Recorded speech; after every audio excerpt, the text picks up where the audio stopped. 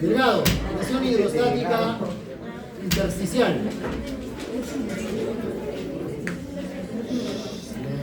Momento.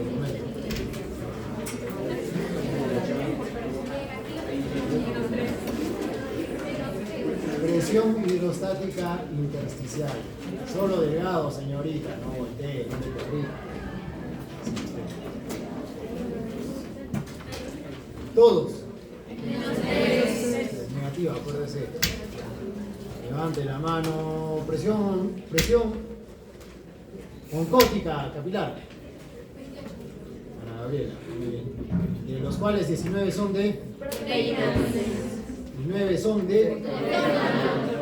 ¿Qué es el efecto Donald? Levante la mano, Fernanda. Fernanda. Vamos, Fernando. Los iones con sodio se van a unir a las proteínas para que Y aumente la presión oncótica capilar. Ya está, muy bien. Entonces 19 de las proteínas y por efecto Donald 9 nos da 28. ¿Qué más?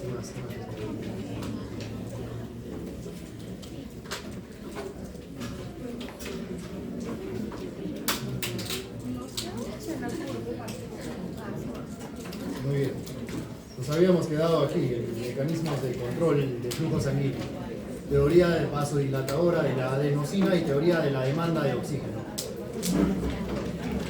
Recuerden ustedes, esta teoría vasodilatadora y la teoría de la demanda de oxígeno nos llevan a lo mismo, ¿no?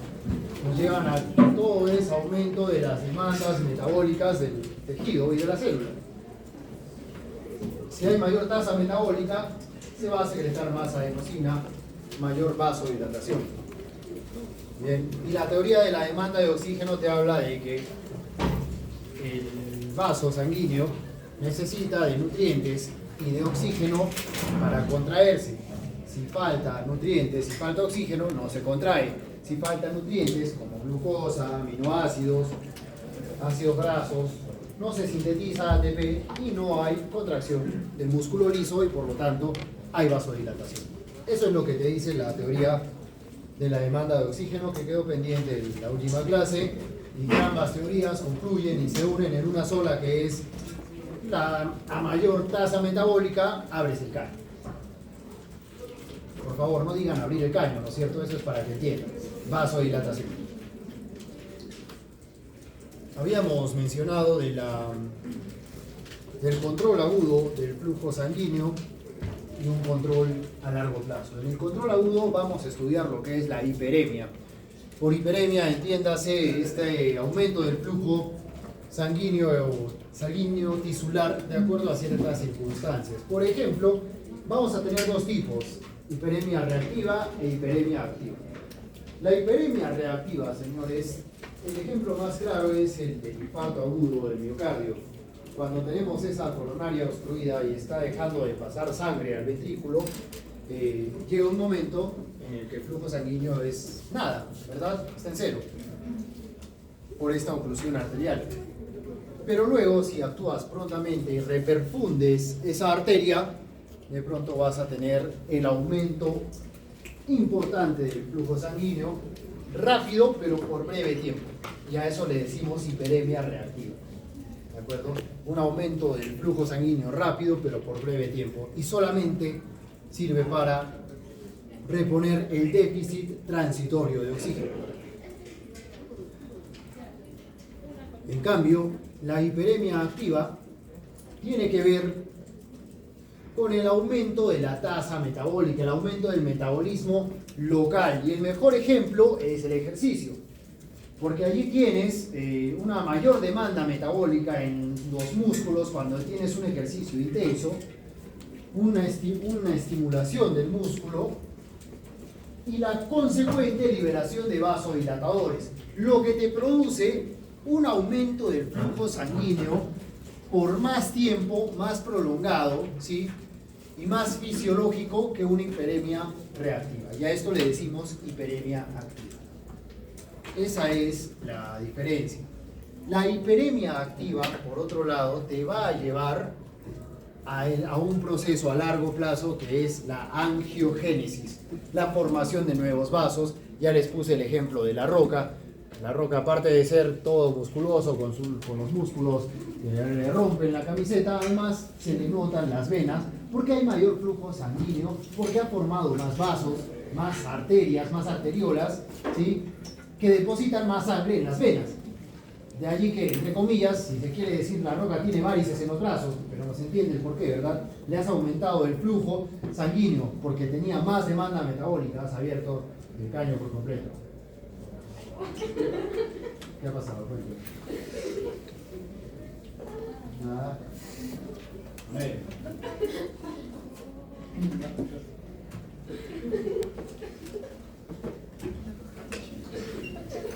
Dígame. ¿Alguien podría trabajar con lo que son los esfínteres precapilares? Yes, por supuesto. Aquí actúan los esfínteres. Muy buena pregunta para el pasito. Aquí actúan los esfínteres precapilares. Sí, sí, me gustó. Está buena la pregunta. Aquí actúan los esfínteres precapilares, ¿no es cierto? ¿Qué son las metaarteriolas?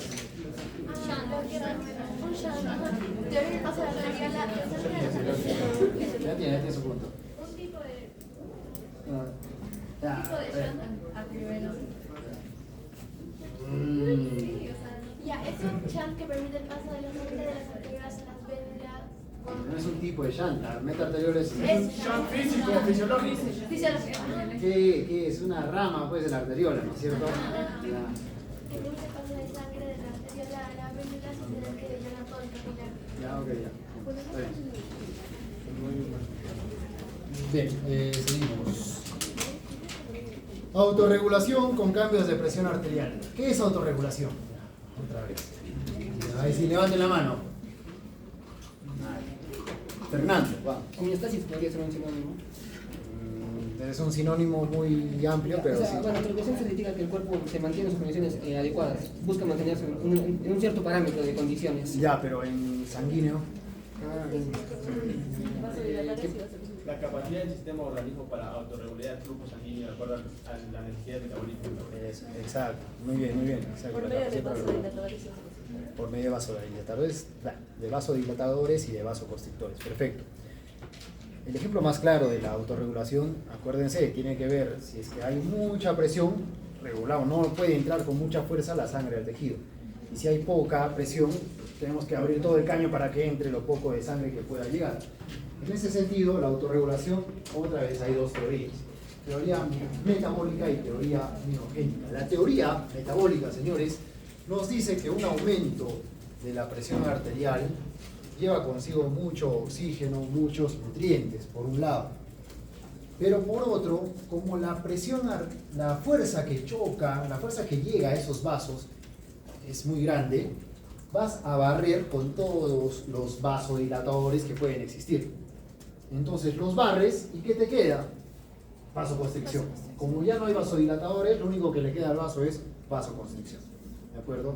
Eso te dice la teoría metabólica de la autorregulación. Sin embargo, no es como que la más aceptada, ¿no? La más aceptada, la que tiene más sustento fisiológico es la miogénica. ¿De qué te habla la miogénica? Nuevamente, como tienes mucha presión arterial, y observen el gráfico, ¿no? Si aumentas acá la presión arterial, fíjense que en este espacio pues hay un control del flujo sanguíneo, una autorregulación. No se mueve mucho el flujo sanguíneo de acuerdo a unos valores de presión arterial. Pero, repito, ¿en qué consiste la teoría miogénica? Como la sangre está llegando con mucha fuerza, el vaso se estira. Y como se distiende la célula muscular, esto permite el ingreso de calcio. Y si ingresa calcio, ¿qué pasa? Despolariza, perfecto. Se despolariza la célula y si hablamos de despolarización, hablamos de contracción. Entonces hablamos de vasoconstricción. Y en eso consiste la teoría miogénica, una vasoconstricción reactiva. ¿Ok? Vasoconstricción reactiva por estiramiento de las paredes del vaso. Seguimos con los factores que regulan que regulan el flujo sanguíneo. Ya conocen estos dos. El primero, conocidísimo, voy a empezar por este, la endotelina. ¿Qué hacía la endotelina? Vasoconstricción, vasodilatación. ¿Te acuerdas? Porque dijimos, te haces un corte en el dedo, sangras, y para sangrar, y ahora todos los conocimientos ya van tomando sentido. Formas el tapón plaquetario, ¿te acuerdas? Para evitar perder más sangre, pero además haces vasoconstricción ayudando a que pierdas más sangre, ¿no? Ayudando a este proceso. Bien, en este proceso interviene la endotelina. Bien, eso es la endotelina, ahí quedamos, no hay nada más que decir, vasoconstrictor. Pero un poderoso vasodilatador es el óxido nítrico.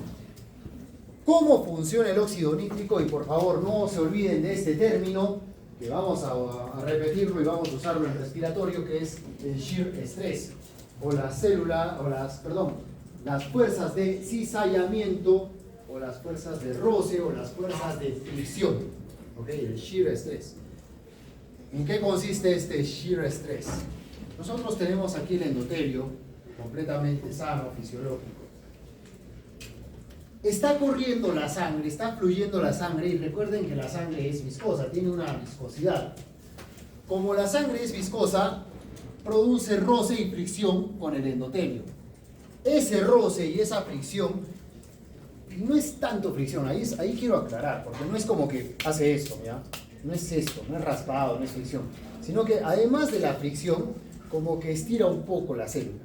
Les hablo esto para respiratorio, insisto, para entender lo que es atelectasia, entender lo que es asma y demás. Bueno, se entiende lo que es el cizallamiento, es roce, pero además estiras a la célula, y eso le está pasando al endotelio. De manera tal que esta célula endotelial, por este roce, produce la enzima óxido nítrico sintetasa, cuya función va a ser producir óxido nítrico. No importan estas reacciones del medio, lo que importa es que tienes óxido nítrico en tu célula endotelial. Y una vez que este óxido nítrico es producido, pasa a la membrana basal, pasa a la célula muscular, a la célula del músculo liso, y está acá. El óxido nítrico per se no produce la vasodilatación, sino que activa a este segundo mensajero, que es el GMP cíclico, y es el GMP cíclico lo que produce la vasodilatación. ¿De acuerdo? Es lo que produce la vasodilatación, el GMP cíclico. Resumiendo entonces, la función que tiene el óxido nítrico es producir GMP cíclico, activar la proteína quinasa dependiente de GMP cíclico y producir vasodilatación. ¿Y por qué se produce el óxido nítrico? Por el roce de la sangre con el endotelio, para producir óxido nítrico sintetasa. Ahora, hago la pregunta. Andrea Casi, ¿qué hacía la angiotensina 2? Muy bien, pero aparte, vasoconstricción, ¿no es cierto? ¿Todos de acuerdo? Entonces, ¿qué hace la angiotensina 2 en ese esquema? Estamos hablando de vasodilatación, si es vasoconstrictor. Como que no tiene mucho sentido, ¿verdad? Ahí está la angiotensina 2 y hay un receptor dependiente de activación que es justamente para la angiotensina 2. No tiene mucho sentido, porque si la angiotensina 2 se encarga de hacer vasoconstricción, al unirse a esa célula tendría que hacer vasoconstricción. ¿De acuerdo? Muy bien. Aquí viene lo importante. La angiotensina 2 como que se autorregula a sí misma, como así. Es gracias a este receptor en el endotelio que la angiotensina 2 está nadando por la sangre, dispuesta a hacer vasoconstricción con todo lo que puede. ¿De acuerdo? Pero gracias a este receptor endotelial, atrapa la angiotensina 2 y evita que la angiotensina 2 produzca sus efectos vasoconstrictores. ¿Cómo que la atrapa? ¿De acuerdo? Además de que produce la síntesis de óxido nítrico, el endotelio, a través de este receptor, si es un endotelio fisiológico, atrapa la angiotensina 2 y ahí la mantiene para que no haya vasoconstricción, de manera tal que se protege de la vasoconstricción excesiva y permanente. Hasta ahí todo claro, ¿verdad? ¿Qué va a ocurrir? Sí. Por ejemplo, de pronto tenemos un daño endotelial. Eres hipertenso, eres diabético, o tienes una placa de ateropa, o tienes grasa en la arteria, etcétera, etcétera. Ya no estaba protegido de la infección. Exactamente, ya no vas a tener un endotelio fisiológico, ya no vas a tener este receptor activado para la angiotensina 2 y vas a tener mucha angiotensina 2 dando vueltas por tu sangre, con la consecuente vasoconstricción excesiva. ¿De acuerdo? Bien, función entonces del endotelio en cuanto a la regulación del flujo sanguíneo. Bien, esto es a largo plazo. Control del flujo sanguíneo a largo plazo. ¿Qué tenemos aquí? A vuestra izquierda ven la imagen del músculo de una ratita normal, de la patita de una ratita normal. Y a vuestra derecha ven la imagen del músculo de una ratita cuya patita ha sido ejercitada todo el tiempo. ¿Ok? ¿Cuál es la gran diferencia? Que la segunda ratita ha formado nuevos vasos sanguíneos. Un montón de vasos sanguíneos. Es la ratita roca. ¿Ok? La ratita roca. El proceso de formación de nuevos vasos sanguíneos se llama angiogénesis. Angiogénesis.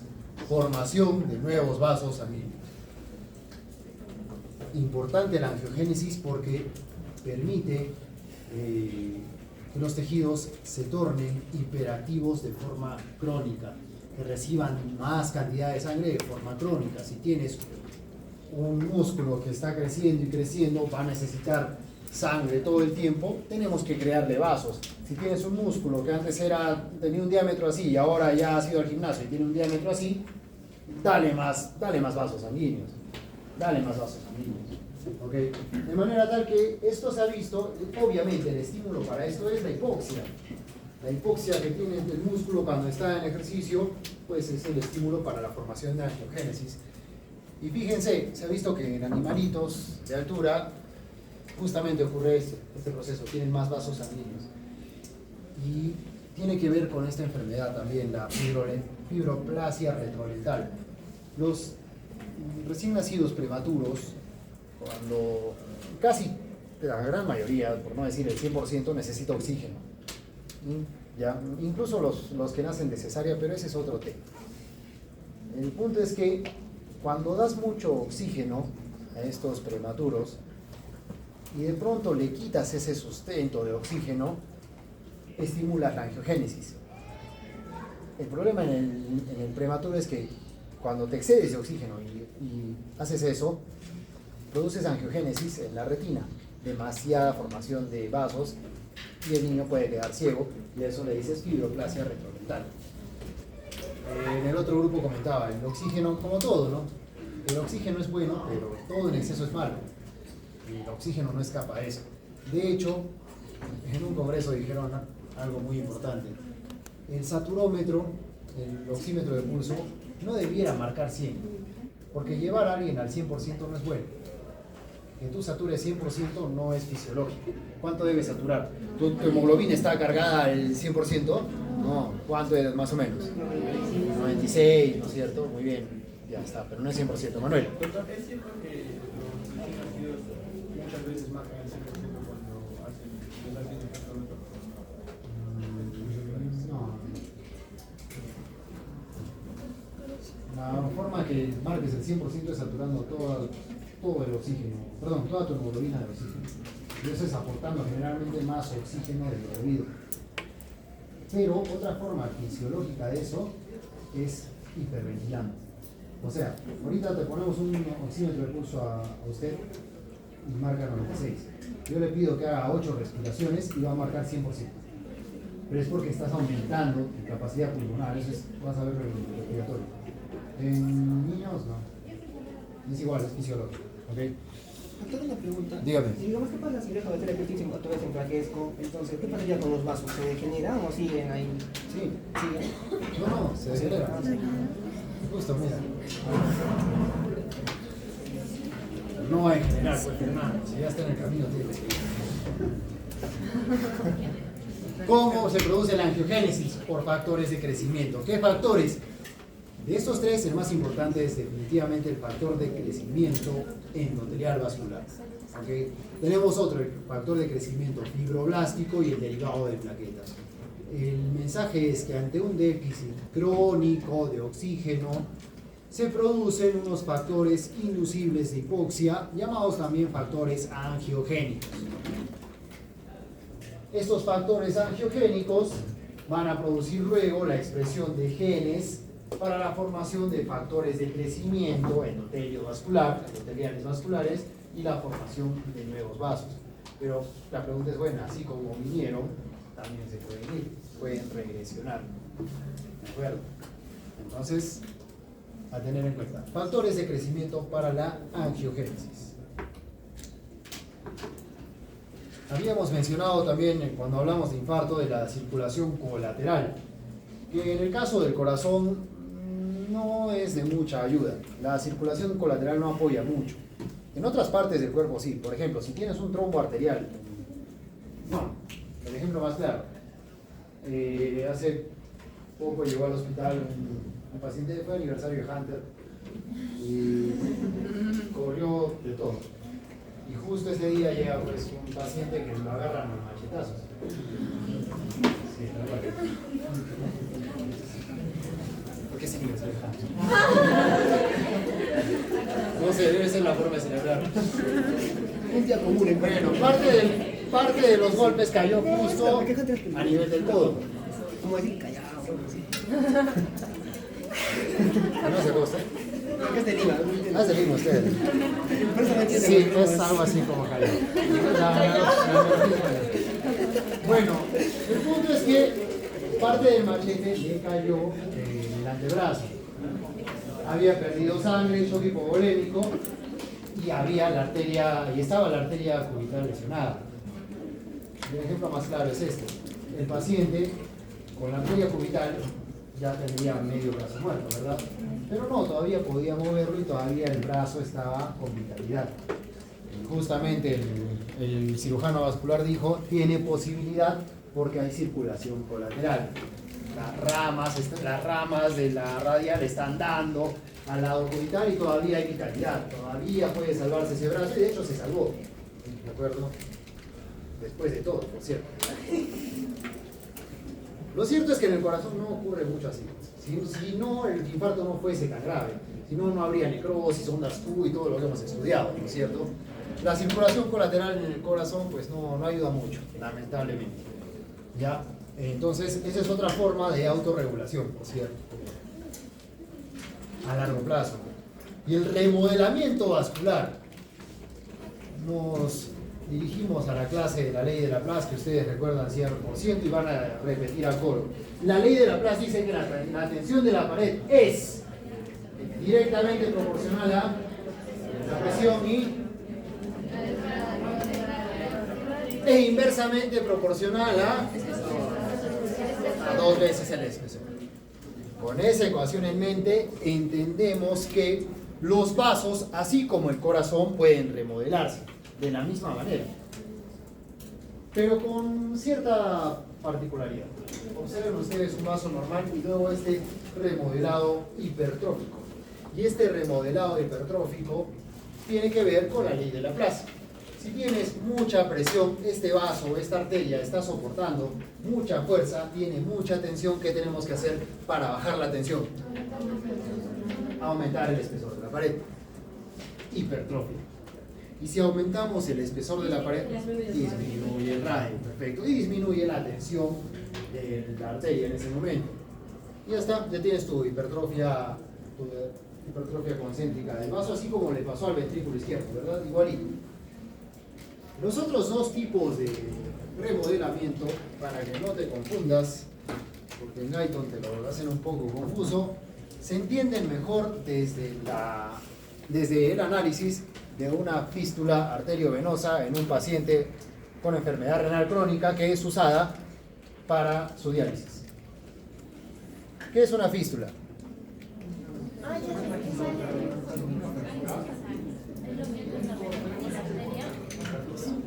Si no saben, están en todo el derecho. porque eso se hace en cirugía.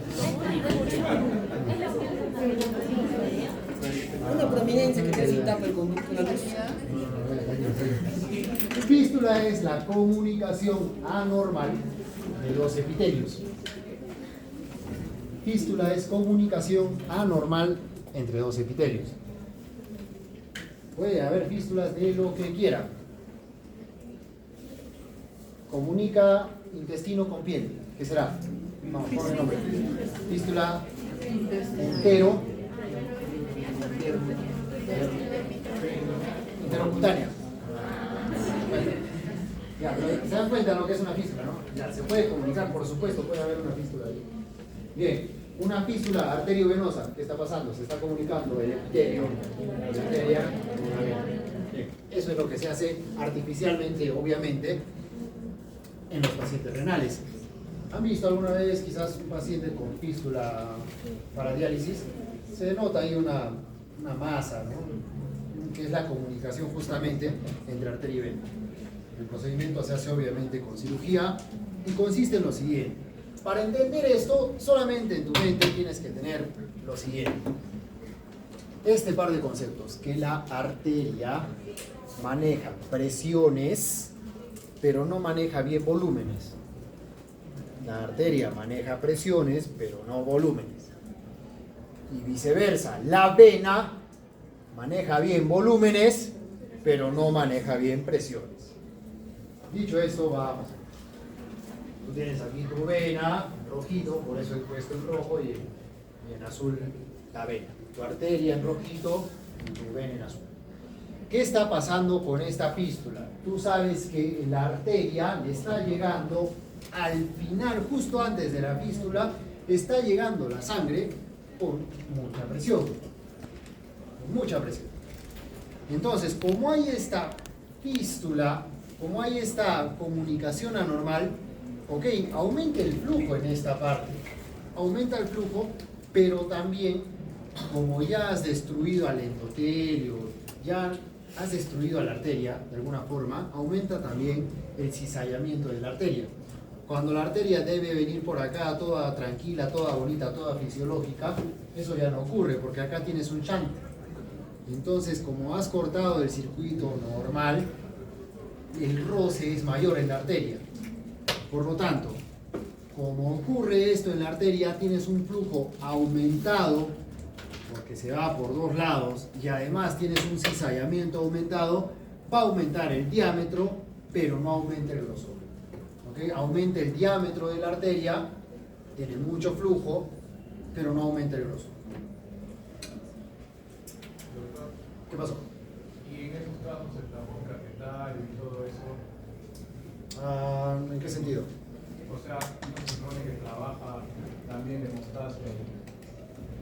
Por supuesto, cuando se aplican o se hacen estos procedimientos, tienes que de alguna forma dejar unos días al paciente con anticoagulación, evitar que esto se trombose.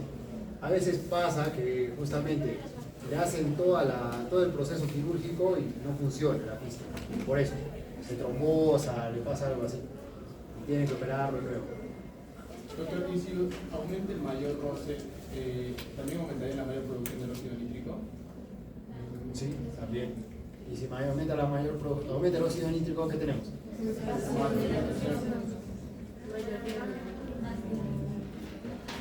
¿Sí? ¿Se entendió, Manuel? Entonces, como rompes el epitelio, todos los factores que por eso no porque se puede poner un trombo. Claro, puede haber Se trombo. ponen los factores Exacto. de la capa basal. Sí, una de las complicaciones de la fístula, exacto, todo, se expone todo, estás dañando un endotelio. Es muy probable que una de las complicaciones de la fístula es que se trombose y no funcione, lo triste, no funciona. Por eso antes de llegar a eso, no tomen Coca-Cola y no valoren sus riñones.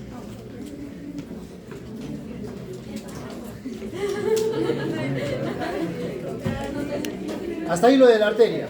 Bien, ¿qué pasa con la vena? Observen, la vena estaba tranquila recibiendo lo justo de sangre, no pasa nada. Pero ¿qué va a ocurrir? Que de pronto, abruptamente, súbitamente, le está llegando sangre con presión a una vena que no está acostumbrada a manejar presiones. A una vena que estaba tranquila recibiendo el flujo venoso normal y de pronto le está llenando de sangre montones. Estás aumentando su tensión y estás aumentando su estrés. Laplace, ¿qué tiene que pasar con la vena? Por Laplace. Aumenta el grosor. Aumenta el grosor, pero acá viene el detalle. Mira, no estoy diciendo hipertrofia concéntrica.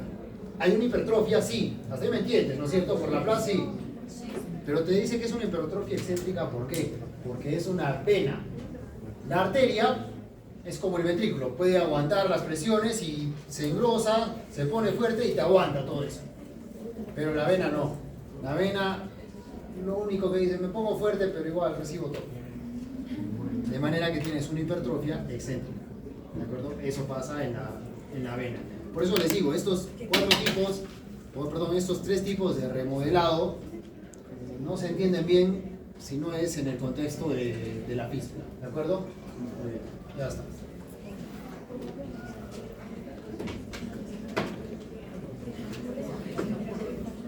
Control humoral.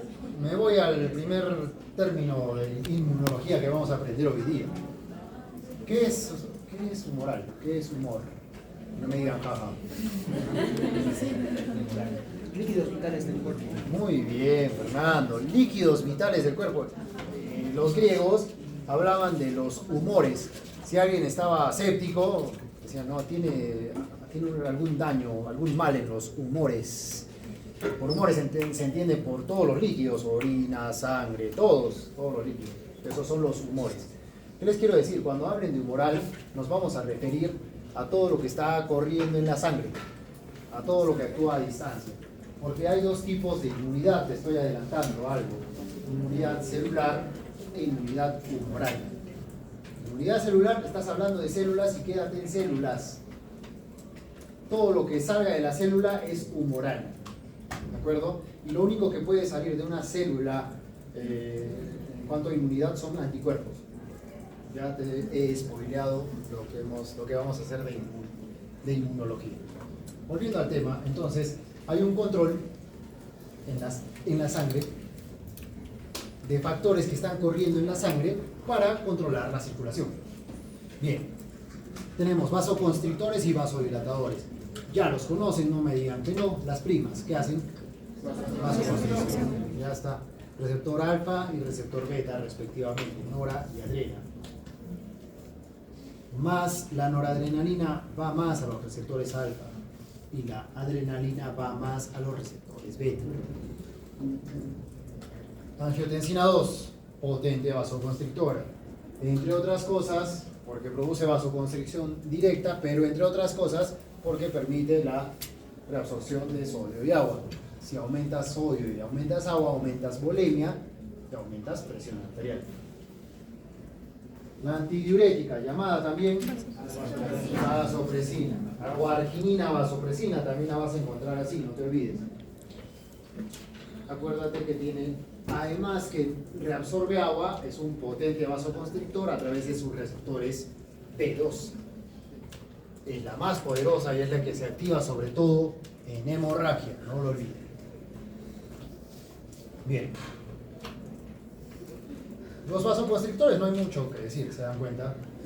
Los vasodilatadores, sí, se los presento. Aquí tienen dos. La bradicinina y la histamina. Lo primero que tienen que saber es que estos vasodilatadores, señores, se expresan cuando hay inflamación. Por inflamación puede hablar desde un golpe hasta una infección severa. Inflamación. Si son vasodilatadores, ustedes van a deducir todo. Vamos primero con el más importante, la bradicinina. La bradicinina, repito, se produce en un contexto de inflamación. ¿Cómo se produce? Porque con una inflamación tisular se activa esta enzima, la calicreína, y la calicreína rompe a la alfa-2 globulina que va a liberar calidina y que va a formar bradicinina. En otras palabras, para que se forme bradicinina, tenemos que activar en primer lugar una enzima que es la calicreína, no te olvides. La calicreína rompe a una globulina, a la alfa-2 globulina, para dar bradicinina. Punto. Ahora, ¿cuáles son las funciones? Vasodilatación. Obvio, esto está en el título. Pero además, esto es lo importante, aumento de la permeabilidad capilar. O sea que si hay bradicinina, de todas maneras hay fuga de líquido. Te olvidas de tus fuerzas de Starling. Te olvidas de tu 28, de tu 17.3, ya fue. Porque todas las fuerzas de Starling funcionan con un endotelio normal. Pero con un endotelio vasodilatado, con un endotelio cuya permeabilidad está aumentada, cuyas penetraciones, cuyas uniones, cuyas hendiduras están aumentadas de tamaño, es más fácil que fugue líquido. ¿De acuerdo? Entonces, yo les hago la pregunta. Allí el razonamiento de los tres signos de la inflamación: dolor, calor y rubor. Y aumento de volumen o tumefacción. Razónenlo. Olvidémonos del dolor un ratito, porque el dolor tiene que ver con citoquinas. Pero, por cierto, les voy adelantando. Otro spoiler. Es cierto, para el dolor, la bradicinina es un mediador de dolor. Solo la producción de bradicinina activa las vías para el dolor. Eso lo van a hacer el próximo semestre. ¿Ok? Ya está. Sí, pasa. Con fe, yo les tengo fe. Sí, no, les tengo fe. Hasta ahí dolor. Calor. ¿Por qué calor? ¿Por qué te golpeas y está caliente? Está caliente donde te has golpeado. ¿Por qué? Mucha vasodilatación y mucha sangre que está yendo al tejido inflamado. Por cierto, cuando te golpeas se hincha, ¿verdad? ¿Por qué? Por aumento de la permeabilidad. Aumento de la permeabilidad capilar. Fuga el líquido y tienes edema donde te has golpeado. Ya está. Calor, rubor, dolor y tumefacción, inflamación. Bien. La histamina, por otro lado, dígame. Es la tetrada de Celsius. Eso, exactamente. Creo que llega el próximo semestre.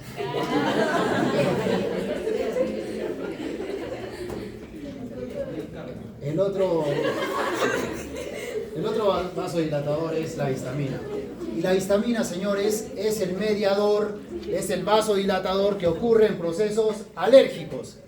Es tan importante que lo que se da en una alergia son antihistamínicos, con todo su nombre. ¿Quién produce histamina? Mastocitos y basófilos. No te olvides de estos dos, basófilos y mastocitos. Exacto, son mediadores alérgicos. De todas las células de la inmunidad, este par son los que producen histamina, producen todos los efectos de una alergia, que no es más que una reacción inmunológica exagerada. Desde ya te digo. Si quieres entender alergias, es tu cuerpo entendiendo que te vas a morir y pone en acción todos los mecanismos habidos y por haber, algo así como en falla cardíaca. Ya, igual. Entra el pelito del perrito, el pelito del gatito, el polen, el polvo, el ácaro. Sí, el perrito y el gatito. Ódienme, pero son alergénicos.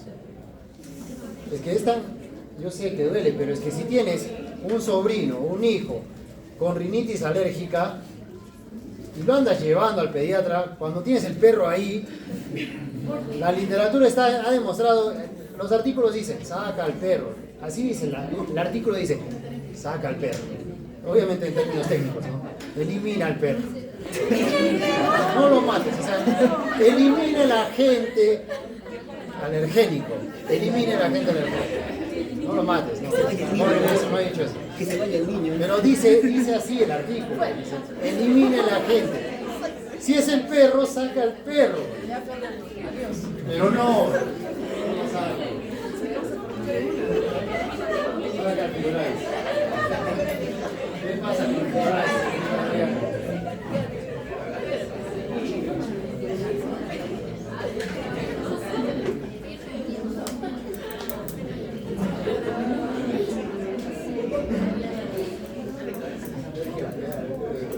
Pero peruano, compren ya.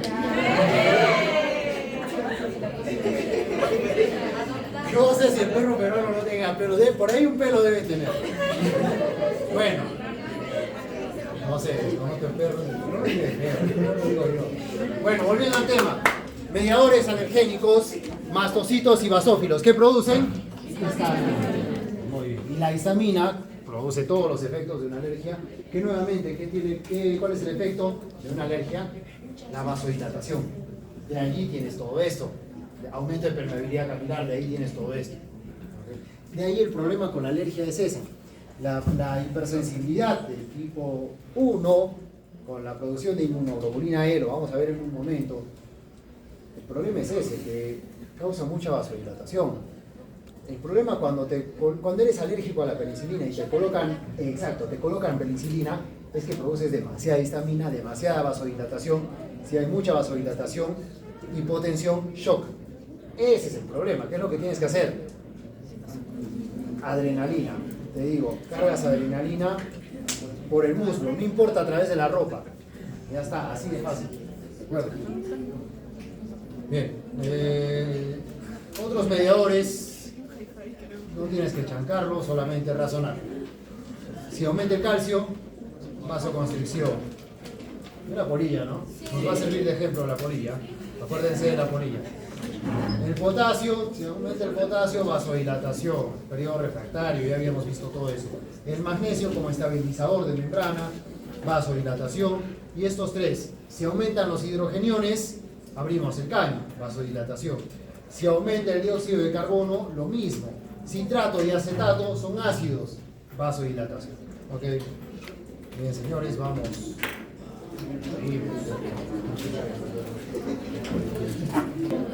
¿Se acuerdan ustedes la primera clase que yo comencé diciendo que el germen no es nada, el terreno lo es todo?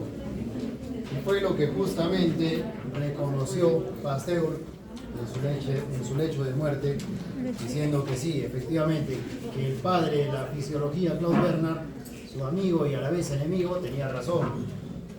El germen no lo es todo, pues. El microbio no es nada, el terreno es todo. Tu inmunidad es todo. Escuché a alguien en la otra clase, no sé quién, decir que todo cuenta, todo cuenta realmente. Todo lo que hagas con tu cuerpo cuenta.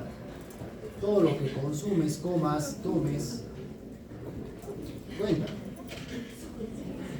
Si hablas de que tus defensas están bajas, es porque algo en tu terreno no está bien. Te falta actividad física, te falta dormir mejor, te falta comer comida de verdad, no comida chatarra.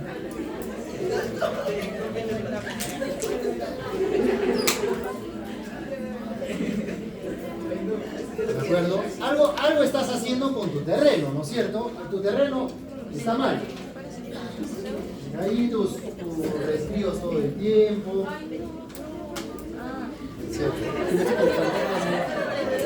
etcétera. Todo es fisiología. Razónenlo, piénsenlo. Hay un estudio muy interesante que le iba a dar a sus compañeros con los que hago tutoría. ¿Han escuchado ustedes de la famosa frase que tomar un poquito de vino como que aumenta la supervivencia y todo eso, ¿no? Es antioxidante.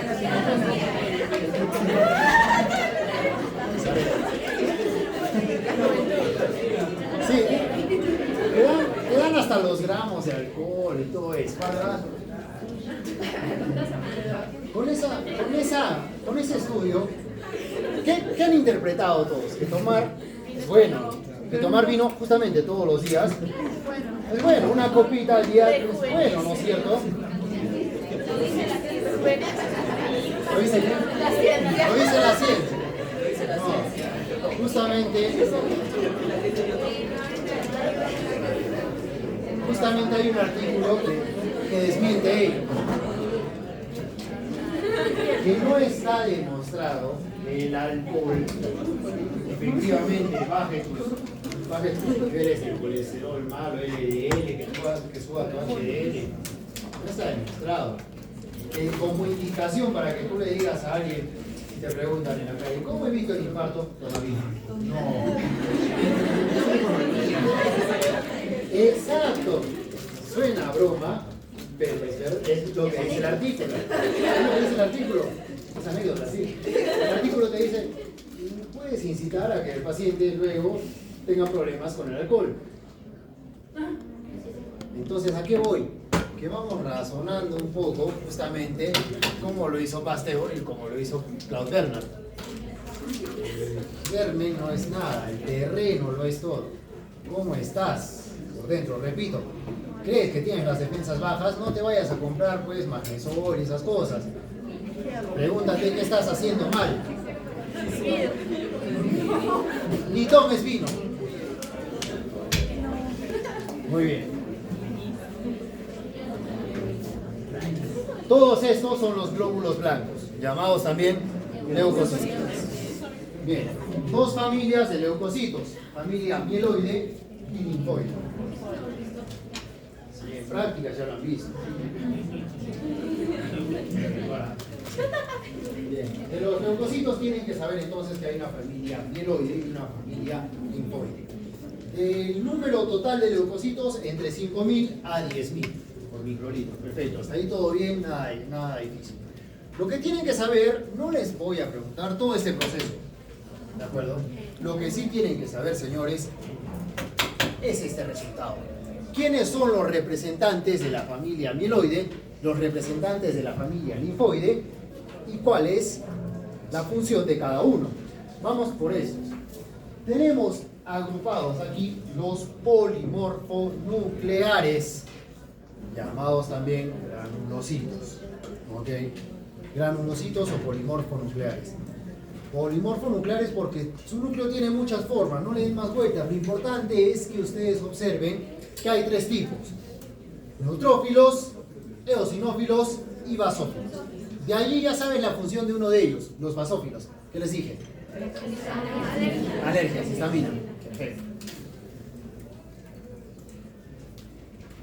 Los eosinófilos también van a estar involucrados en procesos alérgicos, pero de forma más retardada, 1, y 2, en infecciones parasitarias.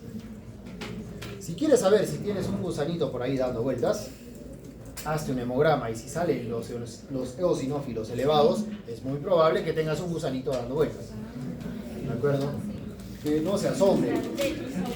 Las parasitosis son más frecuentes de lo que pensaban. Más frecuentes, afectan todas las clases sociales, todas las familias, todos los países, todas las provincias están ahí. Si vas a agarrar, tienes el perrito, le vas a dar un besito al perrito, que previamente el perrito ha besado, sabe Dios qué cosa, no te asombres de que el perrito pueda tener parásito, al margen de que tu perrito lo hayas desparasitado y esté todo bien. El perrito esté en contacto con el suelo, no me digan que no. Volviendo al tema. Le dan besito al perrito. Un perrito callejero todavía.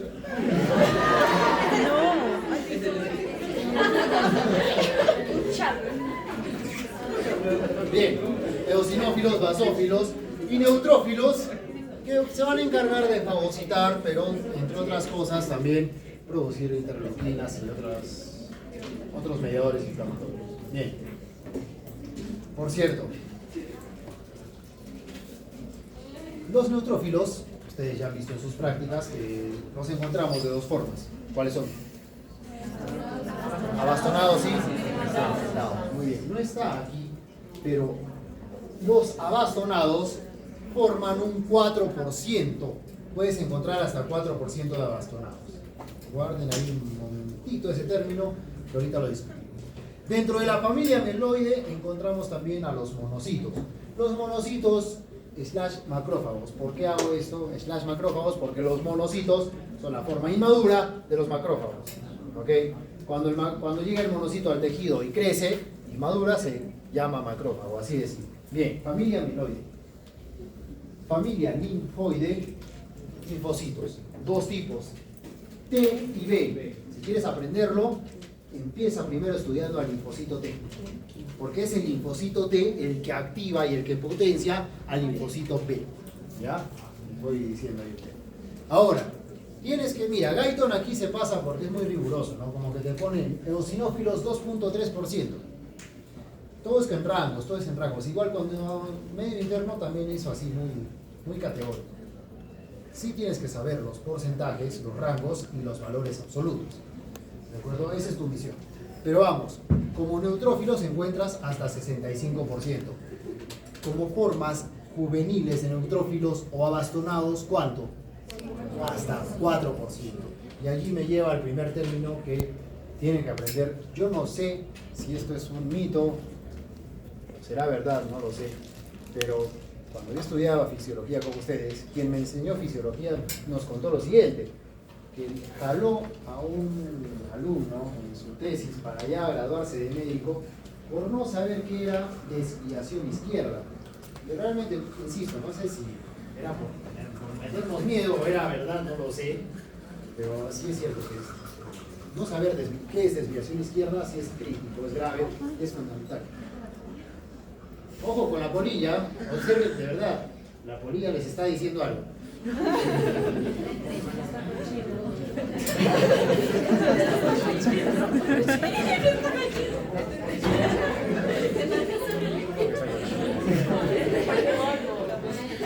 No. Volviendo al tema. ¿Qué es desviación izquierda? Si ustedes se fijan, desviación izquierda es el aumento de abastonados, más del 4%. Si tú tienes una infección bacteriana con leucocitos más de 10.000 y bastones más del 4%, ten la seguridad de que esa infección es bacteriana. Por eso les digo que es crucial saber qué es desviación izquierda. ¿De acuerdo? Desviación izquierda, aumento de abastonados, más del 4%. Si tú tienes un abuelito que viene del asilo con trastorno del sensorio, que hace infecciones urinarias frecuentes y te trae el paciente, te lo trae su cuidadora, te dice doctor no responde, doctora no responde, le sacas un hemograma mientras lo hidratas, porque ya sabes que puede estar deshidratado, primera fase, lo vas hidratando, le sacas el hemograma y encuentras 20.000 leucocitos y 8% abastonados. Bacteriana. No, probablemente es una infección urinaria, pues no vas a decir COVID. No, ¿se entiende? Infección bacteriana. ¿Se entiende qué es desviación izquierda? Levanten, por favor, cuiden al docente. Cosas colgadas, por favor. Quiero vivir. Estamos. Desviación izquierda. ¿Y por qué el nombre? Ustedes observen, fíjense en el esquema. ¿Qué parte, dónde están los abastonados? ¿En qué parte del esquema? ¿A la derecha o a la izquierda? Izquierda. Son las formas juveniles de los neutrófilos. ¿Estamos? Muy bien. Y por lo tanto deduzcan que es desviación derecha. ¿Qué puede estar aumentando? Linfocitos y monocitos. ¿De acuerdo? Linfocitos y monocitos. ¿Estamos? Ya. Desviación izquierda. Lo importante es que nunca olviden qué es desviación izquierda. Aumento de abastonados, de formas juveniles de neutrófilos. Linfocitos entonces de 25 a 35%, linfocitosis, aumento de linfocitos, linfopenia, disminución. ¿En qué casos tienes linfocitosis? Aumento de linfocitos. Infecciones virales, cáncer puede ser, perfecto, muy bien. ¿Ya?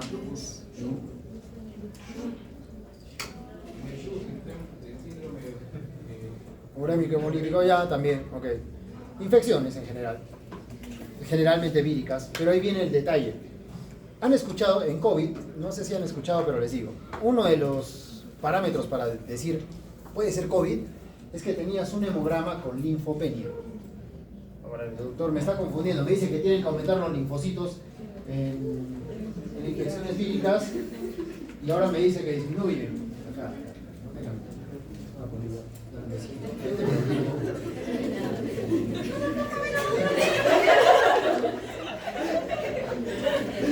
¿se acuerdan del consumo de plaquetas? ¿Se acuerdan que de pronto deberías tener más plaquetas, pero curiosamente tienes menos porque se han consumido? ¿Se acuerdan de la púrpura, la GTI, la GTT cuando hablamos de eso?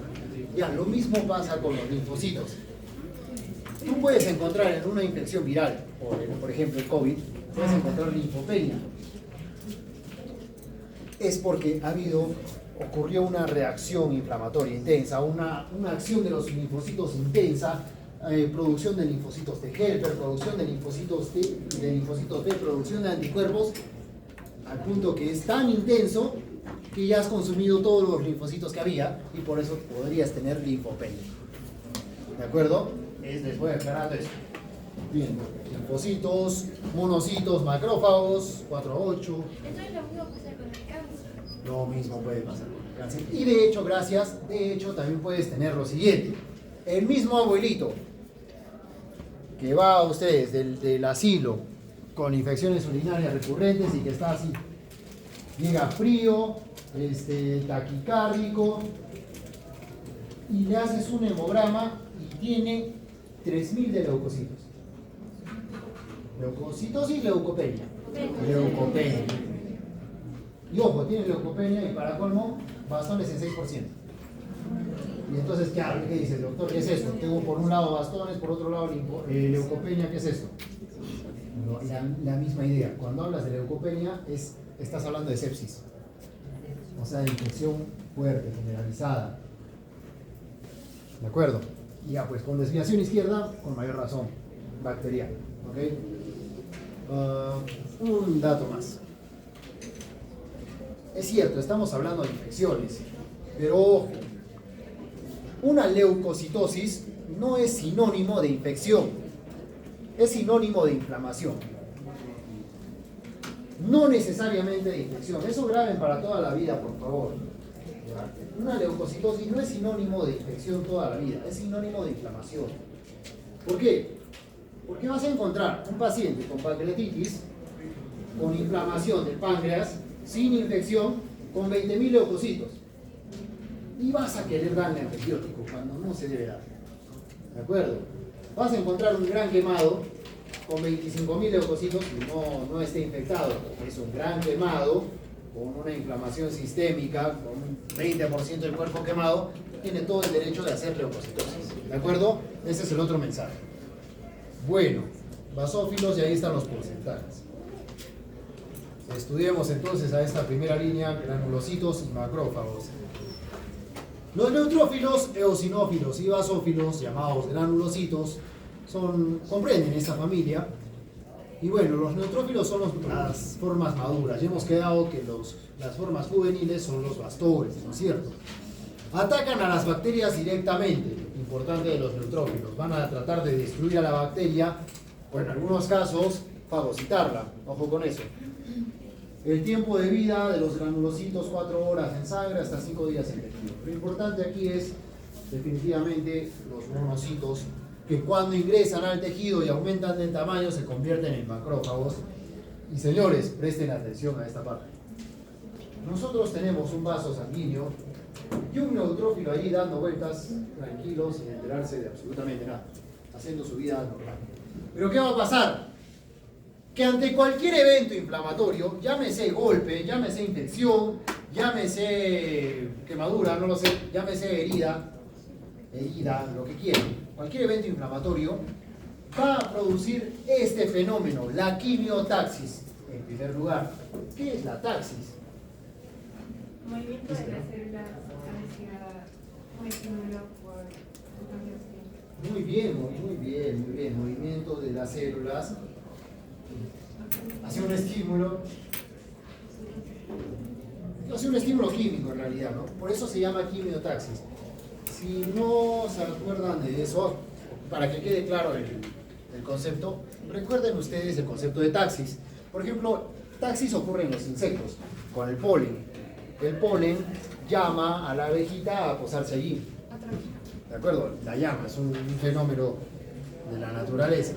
El otro fenómeno es la famosa polilla. Yo les dije que tengan en cuenta la polilla por eso. ¿A dónde estaba yendo nuestra polilla? A la luz. Taxis. La polilla va a la luz. Por cierto, ¿han visto esa película? Sí. Muy bien. Tienen que verla. Silencio de los inocentes. Hannibal Lecter. ¿Ya les suena? Muy buena, es una trilogía, es muy buena. Cuando tengan tiempo, después de aprobar esto, la mira. 15 de julio, Ramiro. Bueno, ¿a qué voy? Las polillas, por ejemplo, van hacia la luz, son atraídas a la luz. De hecho, incluso se dice que los pececitos también nadan hacia la luz. Eso es taxis. Cuando un organismo se dirige hacia su estímulo, eso es taxis. Organismo, célula. ¿De acuerdo? Las plantitas también buscan la luz. Se giran hacia la luz, ¿verdad? Fototaxis. Dicho esto, ahora tenemos una fuente que se llama fuente de quimiotaxis. ¿Qué va a ocurrir acá? Esta fuente de quimiotaxis, como su nombre lo dice, muchos elementos químicos que van a llamar a los neutrófilos. ¿Qué elementos químicos? Toxinas bacterianas, productos inflamatorios, repito, puede ser una infección por COVID, estreptococo, lo que quieras, o un golpe, lo que quieras, fuente de quimiotaxis. Y productos del complemento, van a estudiar qué es el complemento en un momento. ¿Se acuerdan de las cascadas de coagulación? Parecido, pero más difícil. Sí, esta sí es bioquímica, 100%. Tranquilos. Bien, quimiotaxis. Lo importante es que ustedes fíjense que en el proceso de quimiotaxis hay tres fases. La primera de ellas es la unión del neutrófilo a la célula endotelial, la adhesión. Y a esta fase le vamos a llamar marginación. Luego, acuérdate, cuando hay inflamación se sueltan mediadores vasodilatadores. ¿Cuáles? Histamina y bradicinina. Te dije que te acuerdes, vamos, acuérdate de la bradicinina. ¿Qué hace la bradicinina? Vasodilatación y ¿qué más? Aumento de permeabilidad. Gracias a este aumento de la permeabilidad, fíjate, mira cómo están las células endoteliales juntas, pero acá no. Aumenta la permeabilidad y este neutrófilo puede pasar por este proceso llamado diaperesis. Migra a la fuente de quimiotaxis y trata de matar a la bacteria o trata de producir, activar a los macrófagos para que puedan fagocitarla, etc. ¿Ok? Y así se produce la inmunidad. Entonces, señores, hablemos de la fagocitosis. La fagocitosis, para que ocurra este proceso, tienen que haber condiciones. ¿Cuáles? Primero, que el tejido esté dañado, de todas maneras. Un tejido fisiológico no tiene por qué tener fagocitosis, ¿verdad? A menos de que sea una enfermedad autoinmune, por ejemplo. Pero ahí hablamos de reacciones de hipersensibilidad, lo vamos a ver en un momento. Ahí se van a acordar de las glomerulonefritis, de la hemólisis por transfusión. ¿De acuerdo? Exacto. Todo eso es formación de inmunocomplejos. Entonces, si el sistema inmune está alterado en ese sentido, sí. No tienen que haber capas proteicas protectoras. O sea, tienen que ser bacterias fácilmente comestibles. En otras palabras, no tienen que ser bacterias con pared celular. En otras palabras, olvídense que la tuberculosis, ese es el problema con la tuberculosis, que no pueden fagocitar, porque tienen una pared muy gruesa, no la pueden destruir. De hecho, la fagocitan, y si fagocitan al Mycobacterium tuberculosis, no le hacen nada porque tiene una pared celular muy gruesa.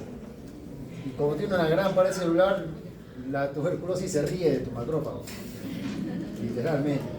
Se ríe tu macrófago y esa es la causa por la que la tuberculosis se hace una infección crónica y de difícil tratamiento. No se deja fagocitar, y si se fagocita no se destruye, lo vas a ver después, no se destruye, por gusto es. Si hay algo a lo que tienen que tener miedo después del COVID es a la tuberculosis, justamente. Esto es común, doctor, porque hay gente que vamos a contar, o sea, se infecta pero no tienen síntomas. ¿Por qué pasa eso? Por la inmunidad, gracias Fernando. Si tú tienes tus defensas bajas, o sea, vamos a ver, tú tienes la infección por tuberculosis, todos aquí hemos tenido infección por tuberculosis, todos, solo por ser peruanos, de verdad, todos hemos hecho infección por tuberculosis, de todas maneras, pero se ha autolimitado porque tenemos cierta inmunidad que ha evitado que la infección se haga más severa, ¿me entiendes? Todos acá tenemos la vacuna, la BCG. La BCG no te protege contra la infección, contra la tuberculosis, pero sí contra sus complicaciones, sobre todo la meningitis. Por eso es que has hecho la infección, pero ahí ha quedado. Ahora, si tú eres desnutrido, alcohólico, o inmunosuprimido, la infección, la tuberculosis puede, o mejor dicho, el Mycobacterium puede hacer la infección fuerte, generalizada y con todas las complicaciones del caso. ¿De acuerdo? Y te hablo de eso, de desnutrido y alcohólico, porque son los pacientes más inmunosuprimidos, o perdón, mejor dicho, son los pacientes inmunosuprimidos más frecuentes que van a ver. No van a ver al paciente con VIH, no. El paciente inmunosuprimido que ven es el diabético, alcohólico y desnutrido. Que nadie lo cuida y que te lo llevan y nadie sabe qué tiene. El famoso NN. El último que tuvimos, nadie sabía qué tenía, llegó igual, hipotenso, demasiado, todo. Y de pronto por acá tenía una lesión. Y me acuerdo que estaba con unos compañeros de ustedes. Y no de su promoción, pues. Unos colegas, quise decir. La cosa es que estábamos acá y estábamos revisándolo, pues, ¿no? Y de pronto vemos una lesión acá que es como que una úlcera, como que es una costra que se abría y se cerraba. Y digo, esto es escrófula, de todas maneras. Complicación de la tuberculosis, escrófula. Vamos a ver la radiografía. Tuberculosis, pero al 100%, ha sido terrible, 100%. Aislamos el ambiente, todo, el paciente ya lo compensamos y se hospitalizó, pero por eso les digo, él es el abuelito, alcohólico, desnutrido, que nadie lo cuida. ¿Qué espera? Bueno, ¿por qué estamos hablando de eso? Ah, ya, por esto, por la fagocitosis. No tiene que haber estas capas y, ojo, mira por favor, mira que el esquema es muy claro. Mira esa bacteria que va a ser fagocitada, está llena de anticuerpos. Está llena en primer lugar, estas bolitas rojas son los antígenos. ¿Qué es un antígeno? Ciclo de reconocimiento, la proteína de reconocimiento específica. Proteína o glucopéptido que identifica cada Proteína. o glucopéptido que identifica cada célula. Muy bien, Julia, ¿sí? Muy bien. Proteína o glucopéptido que identifica a una célula. Muy bien. Entonces, señores, acuérdense, yo les dije el DNI, pero no van a decir DNI. Es una proteína que identifica una célula. Fíjense, en rojito está ahí la bacteria con sus antígenos. Y en esos antígenos, y a esos antígenos se unen anticuerpos. Anticuerpos creados, por cierto, por linfocitos B. Perdón, por células plasmáticas que en algún momento fueron linfocitos B.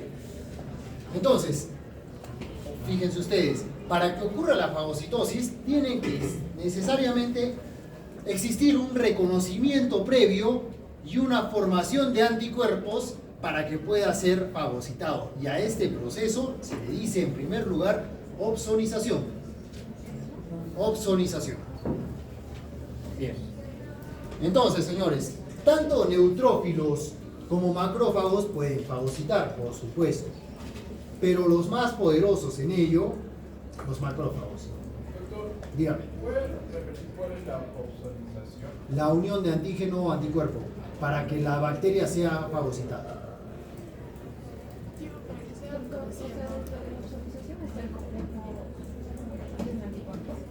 La activación del complemento, la unión de antígeno-anticuerpo permite la opsonización y la posterior fagocitosis. Neutrófilos, dígame.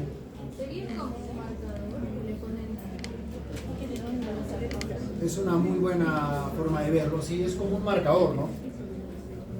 Hacer eso con la bacteria es decirle al macrófago, ya hemos reconocido, mira lo importante que es, ya hemos reconocido que no es una célula nuestra, en primer lugar, porque si tú te confundes y estás fagocitando una célula tuya, es una enfermedad autoinmune, ¿entienden? Entonces, en primer lugar, hacer eso con la bacteria es decirle, es una célula extraña. Es inactivar a la bacteria y es permitir que el neutrófilo y el macrófago emitan los pseudópodos para poder fagocitar, ¿de acuerdo? Bien, dicho esto, les comentaba, los macrófagos son los más poderosos para esto. Y fíjense ustedes, a través de estos pseudópodos fagocitan a la bacteria y crean un fagosoma. Hasta ahí has comido a la bacteria, pero no la estás destruyendo. Para destruirla tiene que haber una fusión de los lisosomas con el fagosoma, y a eso le vamos a llamar fagolisosoma. ¿De qué se encargan los lisosomas? De destruir a la bacteria en su totalidad, para después tener restos de bacterias, restos digeridos de bacterias que puedan ser expulsados por exocitosis. Pero lo importante está aquí. Este fagolisosoma tiene ciertas enzimas, repito, para destruir a la bacteria. ¿Qué tiene una bacteria? Por lo tanto, tendrá proteasas. ¿Qué más tiene una bacteria? Lípidos. ¿Qué tendrán los lisosomas? Lipasas. Perfecto. Y además tiene agentes antioxidantes como el superóxido, el peróxido de hidroxilo. O sea, son agentes que directamente destruyen a la bacteria, destruyen una célula. Ya les estará sonando, señores, que el peróxido de hidrógeno y el hidroxilo, si se juntan, por cierto, gracias a esta mieloperoxidasa, forman el famoso hipoclorito. Hipoclorito que ustedes, espero, no hayan tomado durante la pandemia. Ahora, el famoso dióxido de cloro, ya saben lo tóxico que es. Si destruye directamente una bacteria, como destruía probablemente a tus células. Se puso de moda, lo han tomado, medio mundo lo ha tomado. Estaba la receta por todos lados con 8 medidas de agua.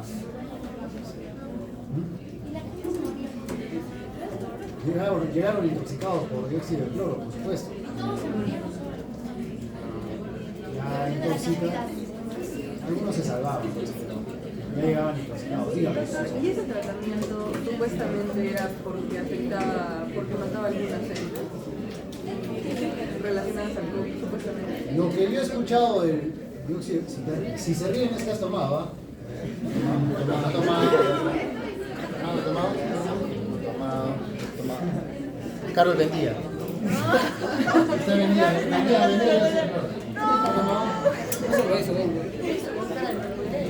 El razonamiento que yo escuché al respecto era que supuestamente aumentaba la oxigenación. Es lo que yo escuché del dióxido de cloro, que aumentaba la oxigenación. No tiene sentido, porque la única forma de aumentar la oxigenación es dando oxígeno por vía respiratoria, se acabó. Pero así yo escuché que ese era el razonamiento. No, nada de bactericida. Bueno, por ahí escuché también que sí eliminaba el virus, pero...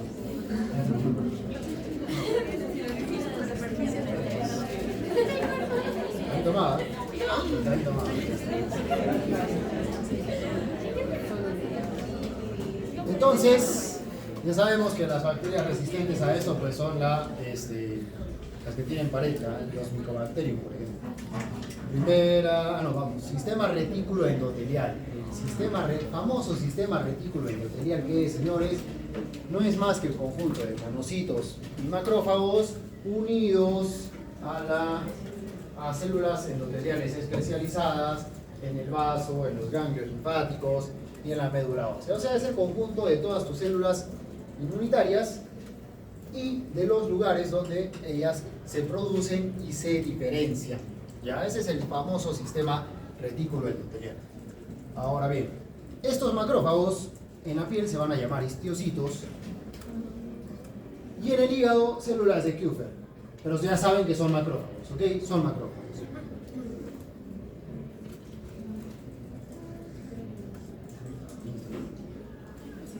Hablemos de dolor. Pero de dolor de verdad, no de ese dolor. Si hablamos de inflamación, ya hablamos de dolor, ya hablamos de agresión a tejidos, ya hablamos de infección, hablamos necesariamente de mediadores. Ya saben ustedes, bradicinina, ¿qué otro? Histamina, te agrega serotonina. Te dije que bradicinina para el dolor. Bradicinina, acuérdate, para el dolor, activa, estimula dolor.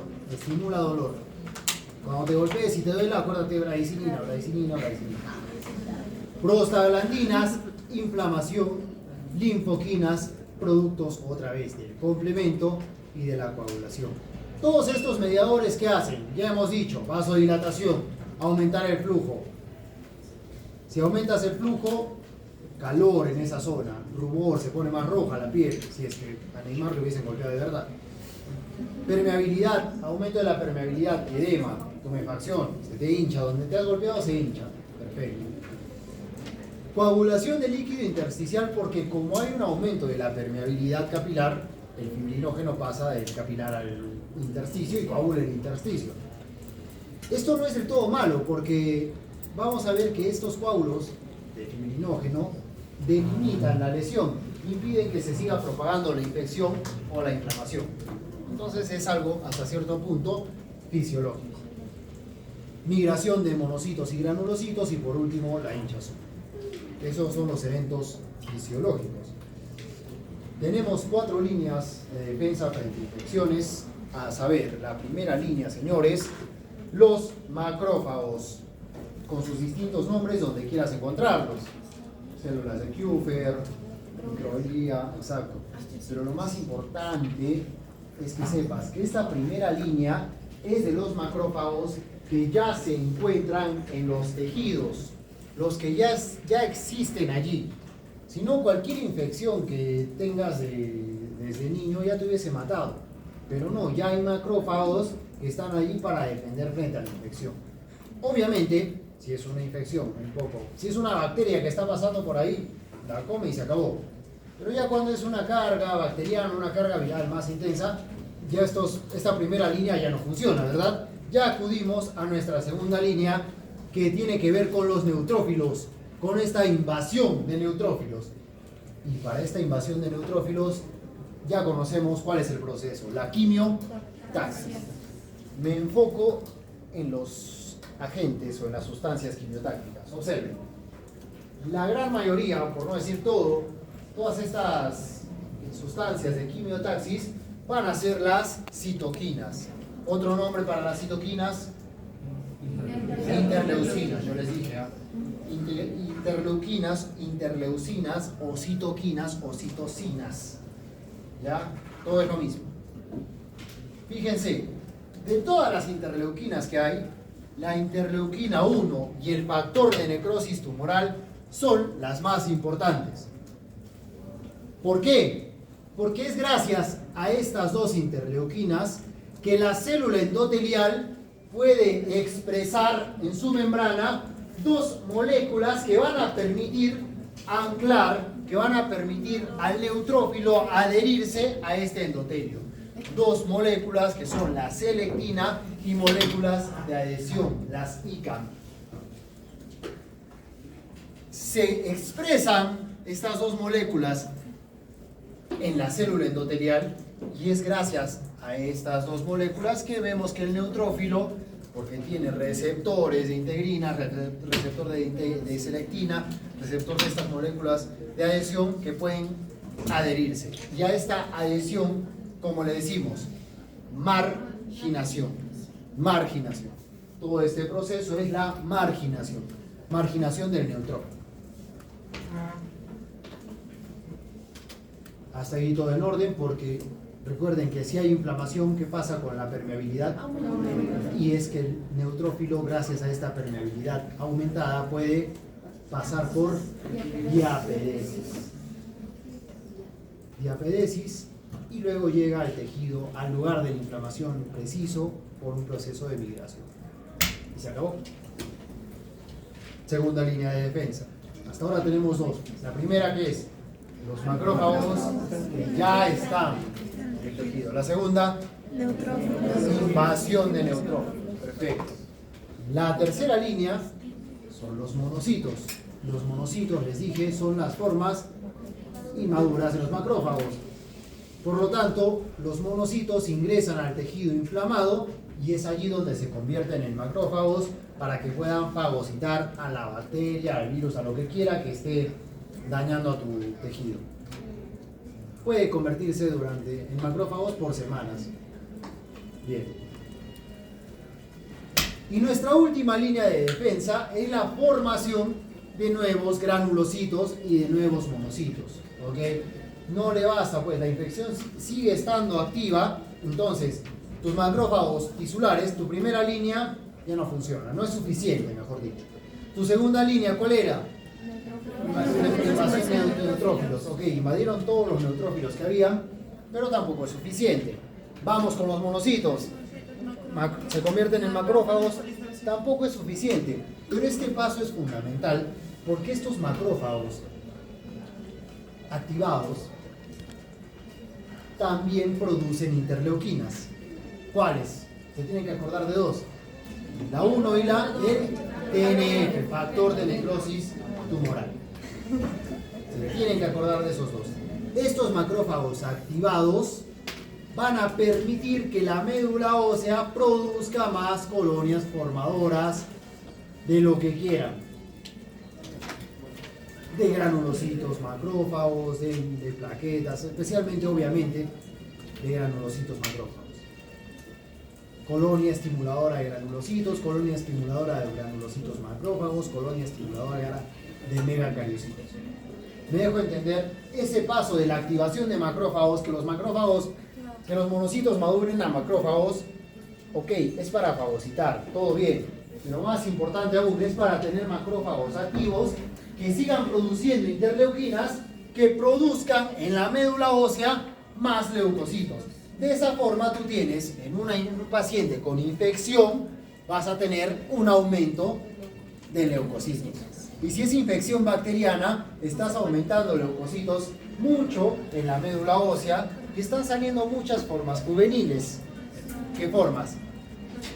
Los abastonados. ¿Está? Y esa es la explicación. ¿Ok? Ya sabes que el aumento de leucocitos pues al final es esta cuarta línea de defensa. Muy bien, ¿qué es eso? Pus. Ya, para que dejes de tomar tu Nesquik, tu leche chocolatada.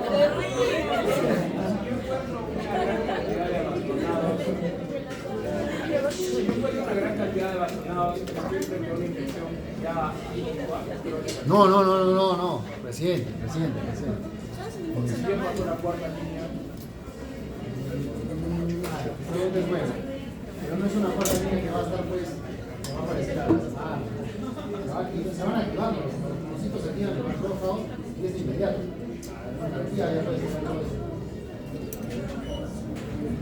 Bueno, ya no van a tomar Nesquik, ¿no? Dígame. No pasa nada. Claro. Exacto. La pregunta es muy buena. Preguntan si la infección se soluciona en la primera línea. ¿Es fisiológico? Por supuesto. Recuerden que estamos constantemente expuestos a infecciones. Es el aire que está respirando ahorita tiene infección, de todas maneras. Pero no te pasa nada. Probablemente ha pasado por ahí un estreptococo y ese macrófago lo ha comido y se acabó. ¿De acuerdo? De ahí que... No voy a poner ejemplo. Bueno, eso. ¿Ok? Puedes comer, no sé, ya. Puedes comer un sándwich en la tía la carretilla. La tía Veneno. En la carretilla. Sí, no. Ese lugar me han dicho que había bajado. Bueno. De donde quieras. Quizás no lo han preparado bien. Tienes por ahí una Escherichia coli. No quiero saber los lugares donde frecuentan, por favor.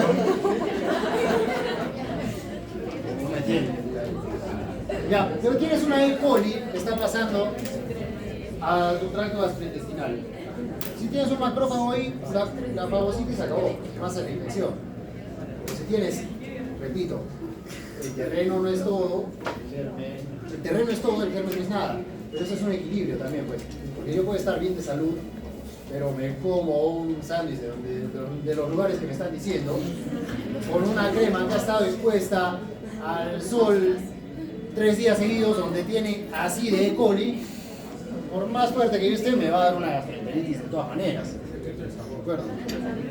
Ah, le da sabor.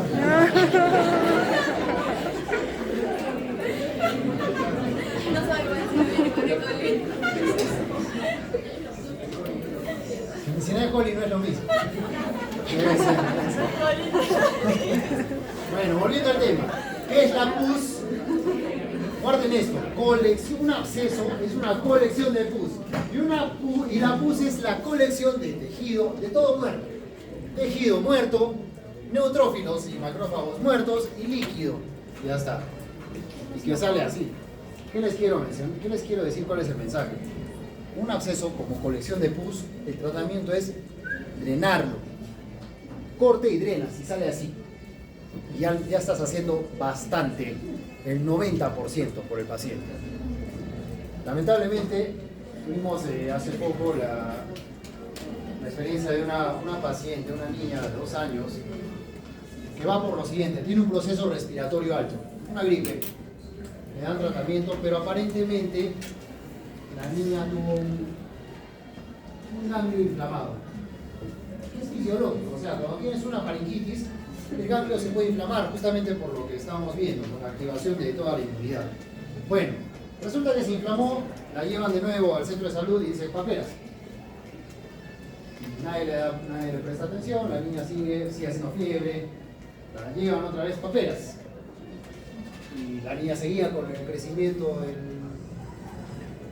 de la mandíbula hasta que ya un tercer médico la ve y dice, pues no es paperas, pero ya cuando es ya demasiado tarde, porque obviamente ya no era paperas, porque la cara de la niña ya había perdido la forma, ya no podía abrir los ojos, ya la infección que tenía acá, este ganglio abscedado probablemente, ya se fue a cuello y ya no estaba hinchado solo acá, sino estaba hinchada toda la cara, el cuello y el tórax. Resultado de esto, lo que obviamente la niña llega, y conozco de ella porque llegó con insuficiencia respiratoria, no podía respirar, todo comprometido, mal. ¿Qué le pasó? La infección, el absceso fue corriendo y fue corriendo y fue corriendo, llega a cuello, llega a mediastino, una mediastinitis, eso es grave, en adultos, niños es gravísimo. Sigue corriendo y la pus queda acá en el tórax con un empiema. Imagínense, solo de acá, correr todo para aquí. Bueno, la niña había sido operada, al momento estaba luchando por su vida, pero es grave. Es muy triste realmente, pero bueno. ¿Qué les quiero decir? ¿Por qué les cuento esto? ¿Cuál es el mensaje? Absceso encontrado, absceso drenado, corte y chao pus. Si no, por gusto, es por gusto. Muy pocos casos que puedas ver, ya van a aprender, son casos muy específicos. Pero si ves una cosa así, córtalo. Los eosinófilos habíamos quedado reacciones alérgicas y en parásitos, ¿sí? Te previenen te ayudan contra los parásitos. Miren, acá tu Ascaris lubricoides y cómo van los eosinófilos a tratar de destruirlo. Obviamente no lo pueden comer, pero sí lo pueden destruir.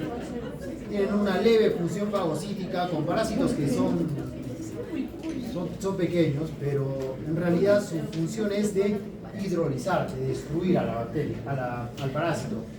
Como a través de enzimas hidrolíticas, enzimas, formas reactivas de oxígeno y a través de esta proteína básica mayor que tiene como función eliminar estos gránulos larvicidas. Por eso un eosinófilo es de esta manera, tiene estos gránulos larvicidas. ¿Cómo se activan? A través de un factor quimiotáctico de eosinófilos que, oh maravilla, ¿quién produce este factor? ¿Quién llama a los eosinófilos? Los mastocitos y los basófilos. ¿Qué les quiero decir? Que para que ocurra alergia, para que ocurra la activación de eosinófilos, primero tiene que haber activación de basófilos y mastocitos. Estos son los que llaman a los eosinófilos. Esto pasa de esta misma forma en el asma. Tienes el pelito del perrito, el pelito del gatito, el polvo, se activan los mastocitos, se activan la producción de inmunoglobulina E, se activan los basófilos, producción de factores quimiotácticos eosinofílicos y activación retardada de eosinófilos para producir daño justamente donde no tiene que producir, que es en los alvéolos. ¿De acuerdo? ¿De acuerdo? Y los basófilos y los mastocitos, como les había dicho, son los menos abundantes, pero se activan gracias a la inmunoglobulina E. ¿De acuerdo? Para liberar bradicinina y todos estos mediadores alergénicos. Dígame. Y en el asma, ¿por qué se les da inhaladores a las personas? Ya, lo que tú quieres con los inhaladores, muy buena pregunta. A ver, en primer lugar, con este breve conocimiento, porque la próxima semana cuando hagamos asma ya completamos la idea, ¿ya? Con este breve conocimiento, ¿qué está pasando en el asma? ¿Que hay mucha activación de qué? De eosinófilos, de mastocitos, en general hay un proceso inflamatorio severo. ¿Qué les he dicho yo al inicio? Que una reacción alérgica se le dice reacción de hipersensibilidad, por algo tiene ese nombre, hipersensibilidad. En otras palabras, es una inflamación exagerada. Ese es el problema en el asma y en rinitis alérgica y lo que quieras. Por lo tanto, ¿qué harías con un asmático? No me digas el medicamento, el fármaco, dime qué harías. ¿Qué hago con esas células que están? ¿Qué hago con esas células que están ahí, con esos eosinófilos, esos mastocitos? ¿Qué hago con todas estas células? ¿Qué hago con todo esto? ¿Me sirve? ¿Ahorita me sirve? No, perfecto. Ya, lo inhibo. La forma de inhibir esto es con un antiinflamatorio potente, corticoides. ¿De acuerdo? Los corticoides son antiinflamatorios potentes y evitan todo este proceso. Ya está. Ahora, esa es la primera base del tratamiento del asma. La segunda base son los broncodilatadores. Los beta-adrenérgicos. Ahí va. Los beta-adrenérgicos, como actúan sobre los receptores beta, y los receptores beta están aquí en las paredes de los bronquios, cuando estimulan a los receptores beta, como van a aprender o recordar, el estímulo de estos receptores es broncodilatación. ¿No te acuerdas? Por supuesto que te acuerdas, porque acuérdate del simpático. Para pelear, ¿necesitas mucho aire o poco aire? Mucho aire. ¿Necesitas tus bronquios cerrados o abiertos? Entonces lo que das es un simpático mimético, un activador beta para eso. ¿Todo eso adrenalina? No, al revés. También podrías, bajo ese razonamiento podrías dar adrenalina. ¿De acuerdo? Pero la adrenalina te da reservas para anafilaxia. ¿De acuerdo? Antes de que se me vaya la idea del asma. Bien, esos son los tratamientos, ese es el tratamiento del asma. ¿Está claro cómo es? De allí que tengas otros efectos adversos con los inhaladores. Primero, el más frecuente que es, si estás activando tu simpático, taquicardia. ¿Ya está? Bien, señores, eso es todo por acá. Vamos a la siguiente, Julio.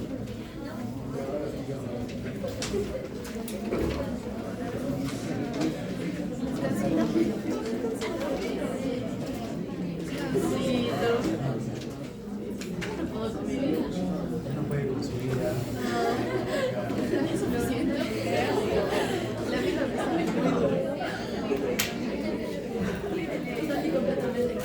ya, por reloj 5. Ay, Dios. Tipos de inmunidad. Inmunidad innata y adquirida. A ver, la inmunidad innata con lo que nacemos. Y acá yo voy a ser estricto en esto. Los pacientes, los usuarios, los que les gusta tomar omeprazol porque tienen algún tipo de cólico, están inhibiendo la secreción de ácido y están rompiendo la primera barrera que tienen contra infecciones gastrointestinales, el ácido clorhídrico. Entonces ahí tenemos nuestra primera barrera. Son barreras naturales, innatas, como su nombre lo dice. Lisosimas en las lágrimas, en la saliva, la piel. Acá voy con otra. El clearance o la depuración ciliar. O sea, en otras palabras, yo les digo algo. Ustedes van a acabar sexto año, ya se van a graduar de médicos, y por supuesto que van a saber de la existencia de los famosos jarabes para la tos. Por supuesto que ahora si alguien viene y te dice, córtame la tos, vas a estar muy tentado a recetarle estos jarabes. Pero sabes que fisiopatológicamente no estás haciendo del todo bien. ¿Por qué? Porque la tos es un mecanismo de defensa. Sirve para expectorar, para eliminar, para depurar a través de los cilios los patógenos que tienes. Entonces, ya hemos visto, ya es conocido el paciente adulto mayor que de pronto está con un proceso respiratorio, se le dan estos famosos antitusígenos y una semana después está haciendo neumonía. La inmunidad innata también, bueno, ya vemos por los macrófagos principalmente. Y observen la inmunidad adaptativa o la inmunidad adquirida, principalmente linfocitos T y B, pero más importante aún, en la inmunidad adquirida, los anticuerpos, la inmunidad humoral. ¿Okay?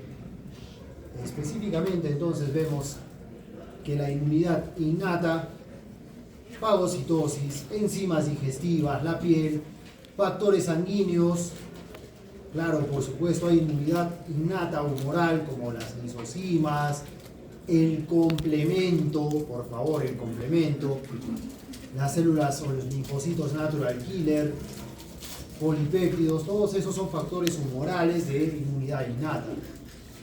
Pero tenemos a su vez factores de inmunidad adquirida, yo les he dicho, principalmente humoral, principalmente anticuerpos, linfocitos activados, y hablamos de inmunidad humoral cuando hablamos de los linfocitos B, y para inmunidad celular, linfocitos T. Me voy con este esquema rápidamente. Habíamos quedado que un antígeno y una proteína son polisacáridos que permitían reconocer una célula. Okay. De esos antígenos, acuérdense, se forman anticuerpos para ese antígeno, ¿verdad? Ya, pero de ese antígeno tomamos una parte de este antígeno que nos va a interesar para formar anticuerpos. Solamente una parte. Y a esa parte le vamos a llamar determinante antigénico o epítope. Repito, es una parte del antígeno. Se llama determinante antigénico o epítope. Y son justamente estos epítopes las partes a las cuales los anticuerpos se unen para producir la inmunidad. ¿De acuerdo? El epítope. Vamos con esto de acá. ¿Cómo funcionan los linfocitos T, los linfocitos B? ¿Cómo es que se reproducen? ¿Cómo es que de pronto, al estar inactivos, pueden detectar un antígeno, crear anticuerpos o crear células, linfocitos T citotóxicos? Vamos a estudiar eso. En primer lugar tenemos en la médula ósea los progenitores de estos linfocitos, y si se van al timo, linfocitos B, ¿de acuerdo? Linfocitos T, perdón, si se van al timo, linfocitos T. Y si salen a la sangre y luego llegan a los, por ejemplo, a los ganglios linfáticos, linfocitos B. Aquí lo importante es esto.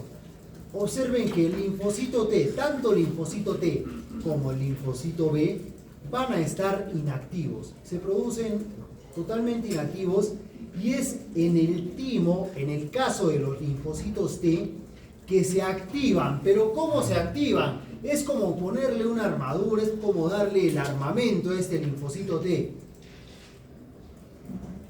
¿Y cómo así? No sé si han visto Matrix. ¿Sí han visto? ¿No han visto? ¿Dónde? ¿Cómo se llama este? Neo. Este personaje. Morfeo, gracias. Morfeo le anda diciendo a Neo, tú eres el elegido, tú eres el elegido. Y Neo dice, no, tú eres el elegido. Ya, algo así es el linfocito. Pero el linfocito, a diferencia de Neo, creo que nadie ha visto Matrix. En fin, ya, alguien le dice al linfocito, tú eres el elegido, tú vas a crear, te presento este antígeno y tú a partir de ahora vas a ser el linfocito T para este antígeno, el linfocito elegido para este único antígeno y nada más. Entonces, este linfocito T, al creerse que está elegido, empieza a crear clones. Y esa es la teoría clonal de activación de los linfocitos. No se enreden con eso. La teoría clonal suena chino, pero en realidad es eso. Que tienes un linfocito T inactivo que va a hacer, al que se le va a presentar un antígeno y se le va a decir, con este antígeno, tú eres ahora el linfocito T que va a activar a los linfocitos B, a producir todo lo que tenga que ver con lo que corresponde a un linfocito T. Linfocito T helper, linfocito T activado. Ok. Y el linfocito T dice, ok, con este antígeno, perfecto, yo voy a reconocer este antígeno y tengo una función con este antígeno. Necesito clones, necesito linfocitos igualitos a mí para que destruyan a este antígeno. ¿De acuerdo? En eso consiste la teoría clonal. De manera tal que tienes linfocitos activados que van a activar a su vez a los linfocitos B, y estos linfocitos B van a convertirse en células plasmáticas y estas células plasmáticas formar anticuerpos. Y en eso consiste, señores, la teoría de la selección clonal. Nuevamente, si ustedes van a revisar esto, es un poco complejo, pero les estoy simplificando. Un linfocito preformado, un tipo de anticuerpo o un tipo de linfocito T con un único tipo de antígeno, una única especificidad. ¿De acuerdo? Eso es la selección clonal. Diferencias entre el linfocito B y linfocito T, que el linfocito B tiene un anticuerpo para un antígeno y el linfocito T una proteína receptora para un antígeno. En otras palabras, cuando se activan, el linfocito B, si se activa, produce un anticuerpo, el linfocito B. Y el linfocito T, si se activa, produce una proteína de membrana que va a reconocer al antígeno. No va a producir anticuerpos. ¿De acuerdo? En este esquema está todo más claro. Vamos a tener aquí el macrófago, pero le vamos a cambiar de nombre. A este macrófago le vamos a llamar ahora célula presentadora de antígenos. Las famosas células de presentadoras de antígenos son los macrófagos, los linfocitos B y las células dendríticas. Pero quédense ahora con que el macrófago tiene otro nombre y es la célula presentadora de antígenos. Como su nombre lo dice, y ahí está la función. Va a agarrar, va a procesar una bacteria, le va a sacar el antígeno y este lo va a presentar ¿a quién? Al linfocito T o al linfocito B. ¿Se dan cuenta? ¿Para qué? Para que este clon del linfocito T, o mejor dicho, para que este linfocito T cree clones exclusivos para este antígeno y para que este linfocito B haga lo mismo. ¿Cómo funciona? Nos quedamos en el linfocito T. El macrófago le presenta el antígeno. Oiga, linfocito T, mire, tengo este antígeno que no es propio, no es del cuerpo y que parece ser de un estreptococo o de una bacteria. Puede que hayamos ido al Gavilán, no sé. A ver qué haces tú con él. Ok, el linfocito te dice bien, perfecto. Vamos a tranquilizarnos. Vamos a activar la inmunidad. ¿Y qué hace el linfocito T? En primer lugar se diferencia en este linfocito T helper. Como su nombre lo dice, helper, ¿qué hace? Ayuda. Va a ayudar a activar al linfocito B. ¿Cómo? A través de la producción de linfoquinas. ¿No? Entonces, señores, se presenta el antígeno al linfocito T y el linfocito T dice, ok, vamos a activar, tenemos que producir anticuerpos de todas maneras. ¿Y cómo hacemos eso?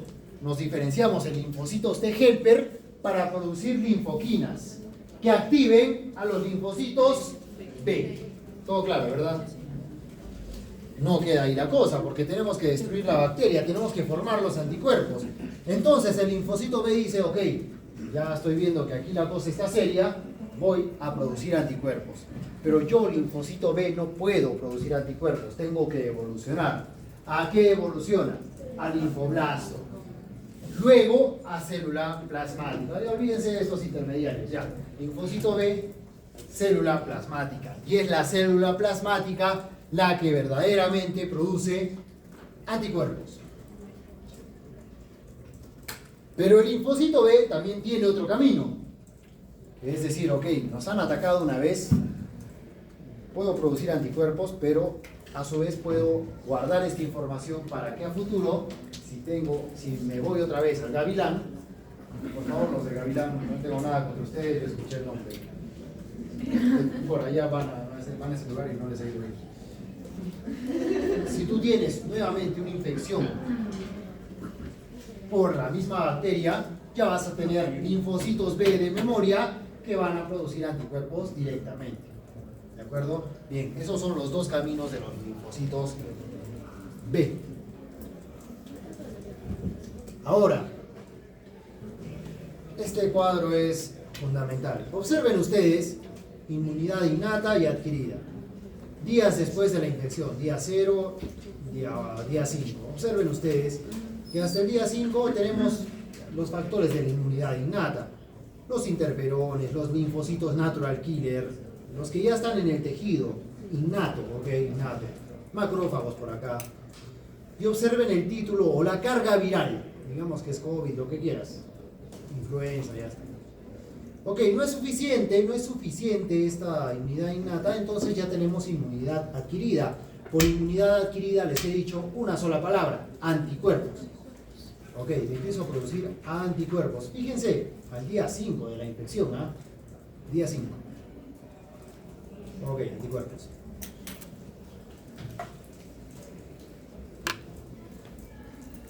Y de estos anticuerpos tienen que grabar el nombre por el que se les conoce. Inmunoglobulinas. Si hablamos de anticuerpos es lo mismo que decir inmunoglobulinas. Y hay estos tipos de anticuerpos. Nunca olviden, inmunoglobulina M en eventos agudos, o mejor dicho, es el primer anticuerpo, el anticuerpo agudo. Mira acá, día después de la infección, esto va por el COVID, por cierto. Mira, el día 7 ya empiezas con inmunidad adquirida, ¿verdad? ¿Pero con qué? ¿Con un anticuerpo IgG crónico? No, con IgM. Luego pasan los días, pasa el tiempo y ya produces anticuerpos con mayor duración, que van a durar más tiempo. Anticuerpos IgG, anticuerpos crónicos. Ya se deben estar acordando de la pandemia, las famosas pruebitas rápidas que te detectaban el título de anticuerpos IgM e IgG. Y tú podías decir tranquilamente que si solo salías positivo para IgG, tú estabas acabando la infección, porque ya tenías anticuerpos. Y tú podías decir, por cierto, erróneamente, si tenías IgM e IgG, que estoy quizás a mitad de la infección, sí puedo estar el día 14, mira, solamente viendo el gráfico. O por último, ¿no? Ya si te salía IgM, a decir, sí, sí tengo COVID. Ya tengo COVID. Ya, ahí quizás te guardabas. Pero, guarda esos términos, guarda esos términos. Tenemos IgM, IgG. IgE para alergias, inmunoglobulina E, anticuerpos IgE para alergias, y la inmunoglobulina A para que se encuentra en mucosas, que se encuentra en la saliva y en la leche. Está claro hasta acá, ¿verdad? Que a partir del día 5 ya estás con tu inmunidad adquirida, con tus anticuerpos, todo bien. Graba esa información en tu corazón porque vamos con este gráfico. ¿Y la A qué hace? ¿Perdón? La inmunoglobulina A, ¿qué hace? Es inmunidad igual, moral, innata. Está ahí presente. Está ahí presente, claro. Por de ahí la importancia de la leche materna, pues. Si no tienes niño que no lacta, no tiene inmunoglobulina A, es más susceptible a cualquier tipo de infección. De arranque. A los pobres bebés hoy por hoy los andan inmunosuprimiendo, de verdad. Todo sobre pretexto de que a la madre no le sale la leche. Digo que es un pretexto porque ya es demostrado, o sea, para que haya leche, el bebé tiene que succionar. tiene que succionar bien. Mientras no succione bien no va a haber leche, pues. Pero ¿qué pasa? La mamá lo tiene ahí al niño un rato, ve que no succiona, se aburre y dice, no, ya no tengo leche. Fórmula. Ya lo fregaste al niño. Cólicos, diarreas, infecciones, inmunoglobulina A, nada. Todo es cuestión de que alguien le diga, ponte a hacer una buena técnica, que el niño se pegue bien al pecho, que abra bien la boca y que succione. Y tenerlo ahí hasta que succione. Y succiona. Y cuando succiona sale leche. Ya está. Pero no, es la fórmula y la fórmula.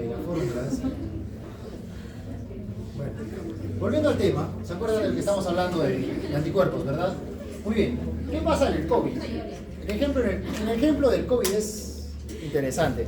Por cierto, me he dado el trabajo de buscar si esto quizás ha cambiado, pero no, hasta el momento seguimos con el mismo gráfico, según la OMS y todo, ¿va?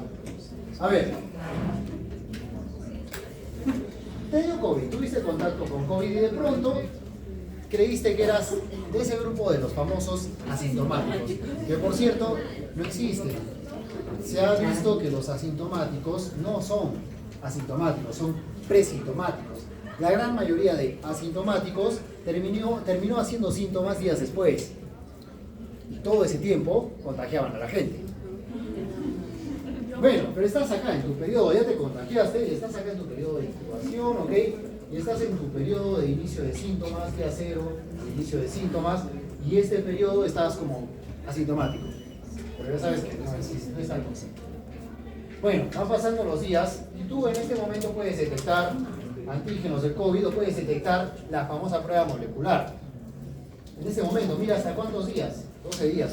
Con prueba molecular, tú tenías síntomas, te hacían al primer día prueba molecular COVID. Ya, bacán. Por cierto, dentro de lo poco que sirve esa prueba, por cierto, que creo que tiene de sensibilidad, no pasa el 80-85%, o sea, de lo malo es lo menos malo. Bueno, pero ¿qué pasa? Tú al día 8 aproximadamente, ¿qué estás empezando a crear? Anticuerpos, inmunoglobulina M. Luego vas con inmunoglobulina G también. Pero ves que a los día 21 más o menos desaparece la inmunoglobulina M, ¿verdad? Día 21. Yo sé que te suena este número. Te suena el número 14 y te suena el número 21. Porque eran los días de aislamiento. Comenzábamos con 21, pero por experiencia propia, que me aislaron 21 días. Y luego 14. Ok. Y la IgG, que no se sabe a qué momento desapareció. Unos dijeron 6 meses, en fin. Yo quiero que hagas memoria y que te acuerdes cuando dijeron, cuando salió este colega a decir, no vamos a juzgarlo, probablemente no tenía conocimiento, y decía, vamos a implementar las pruebas rápidas. Y las pruebas rápidas son un complemento para diagnosticar a los pacientes con COVID. Y detectan anticuerpos. Y yo cuando escuché las noticias ahí dije, un momentito, pero anticuerpos, y todo el tiempo atrás que no formas anticuerpos, ¿qué? Y por ahí creo que le preguntaron incluso y salió diplomáticamente, algo así como, sí, no, pero es para complementar las pruebas moleculares, que sí vamos a tener, lo prometemos, vamos a tener pruebas moleculares. Que fue que las pruebas rápidas se hicieron famosas, se hicieron comunes, y a todo el mundo estabas clavándole el dedo, a ver, sí, tienes IgM, IgG, o más o menos pinta, veías indeterminado, pero por si acaso sí. ¿Y qué pasaba? Que si tú detectabas a alguien con prueba rápida negativa, ¿qué significaba? Que podía estar en estos días. En estos días, por cierto, que previamente ya estaba contagiando a la gente, pensando que no tenía COVID.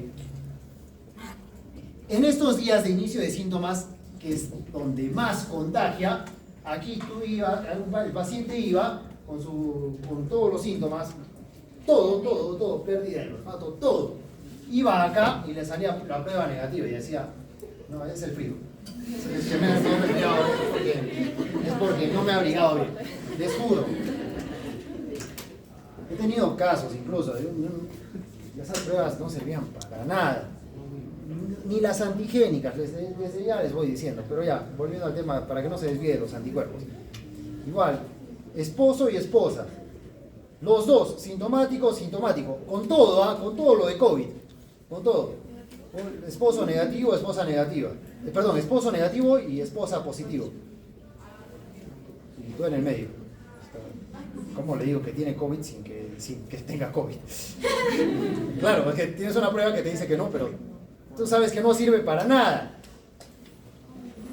Dije, no, y felizmente, ¿no? El paciente como que sí es lo más probable que tenga, ¿no, doctor? Sí, bueno, las pruebas son hasta cierto punto, no funcionan bien. Como también te puede decir, qué raro que no sea COVID, que no me haya contagiado. Lo cierto es que los dos tenían COVID y se acabó, díganlo. Pero sí trataban a los que les salían negativos con personas positivas confirmadas como COVID positivo. ¿Cómo? O sea, si yo salía, por ejemplo, negativo, COVID negativo, pero había tenido contacto con COVID positivo, sí lo trataban como si hubiera sido COVID positivo. ¿Cómo trataban? O sea, les daban igual aislamiento, ibuprofeno. Aunque estés asintomático. Sí, aunque estés negativo. Negativo y asintomático. O sea, tú tenías COVID y yo hablé contigo. Les mandaban aislamiento. Ya. Ya, ¿y usted tenía síntomas? Nada, ya, ok.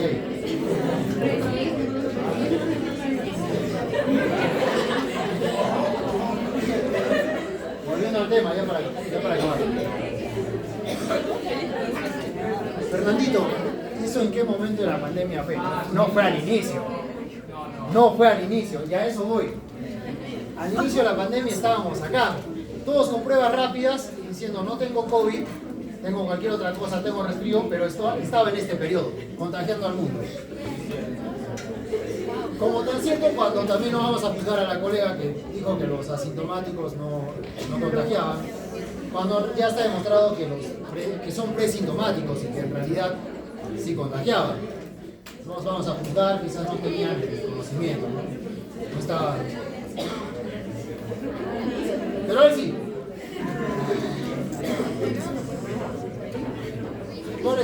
¿Cuál es el mensaje, señores? Solo sabiendo esta curva, de verdad se hubiesen salvado más vidas. Porque en lugar de dirigir, no es una opinión política lo que digo, en política poco o nada me importa, igual que debe importarles poco o nada a ustedes, porque su misión debe ser enfocarse en medicina y nada más. Pero volviendo al tema, de verdad les digo, en lugar de dirigir tantos esfuerzos inútiles a pruebitas rápidas que no sirven para absolutamente nada, que te están fallando justo donde el contagio es caliente, han debido redirigir los esfuerzos a adquirir quizás más oxígeno. Porque como dije al otro grupo,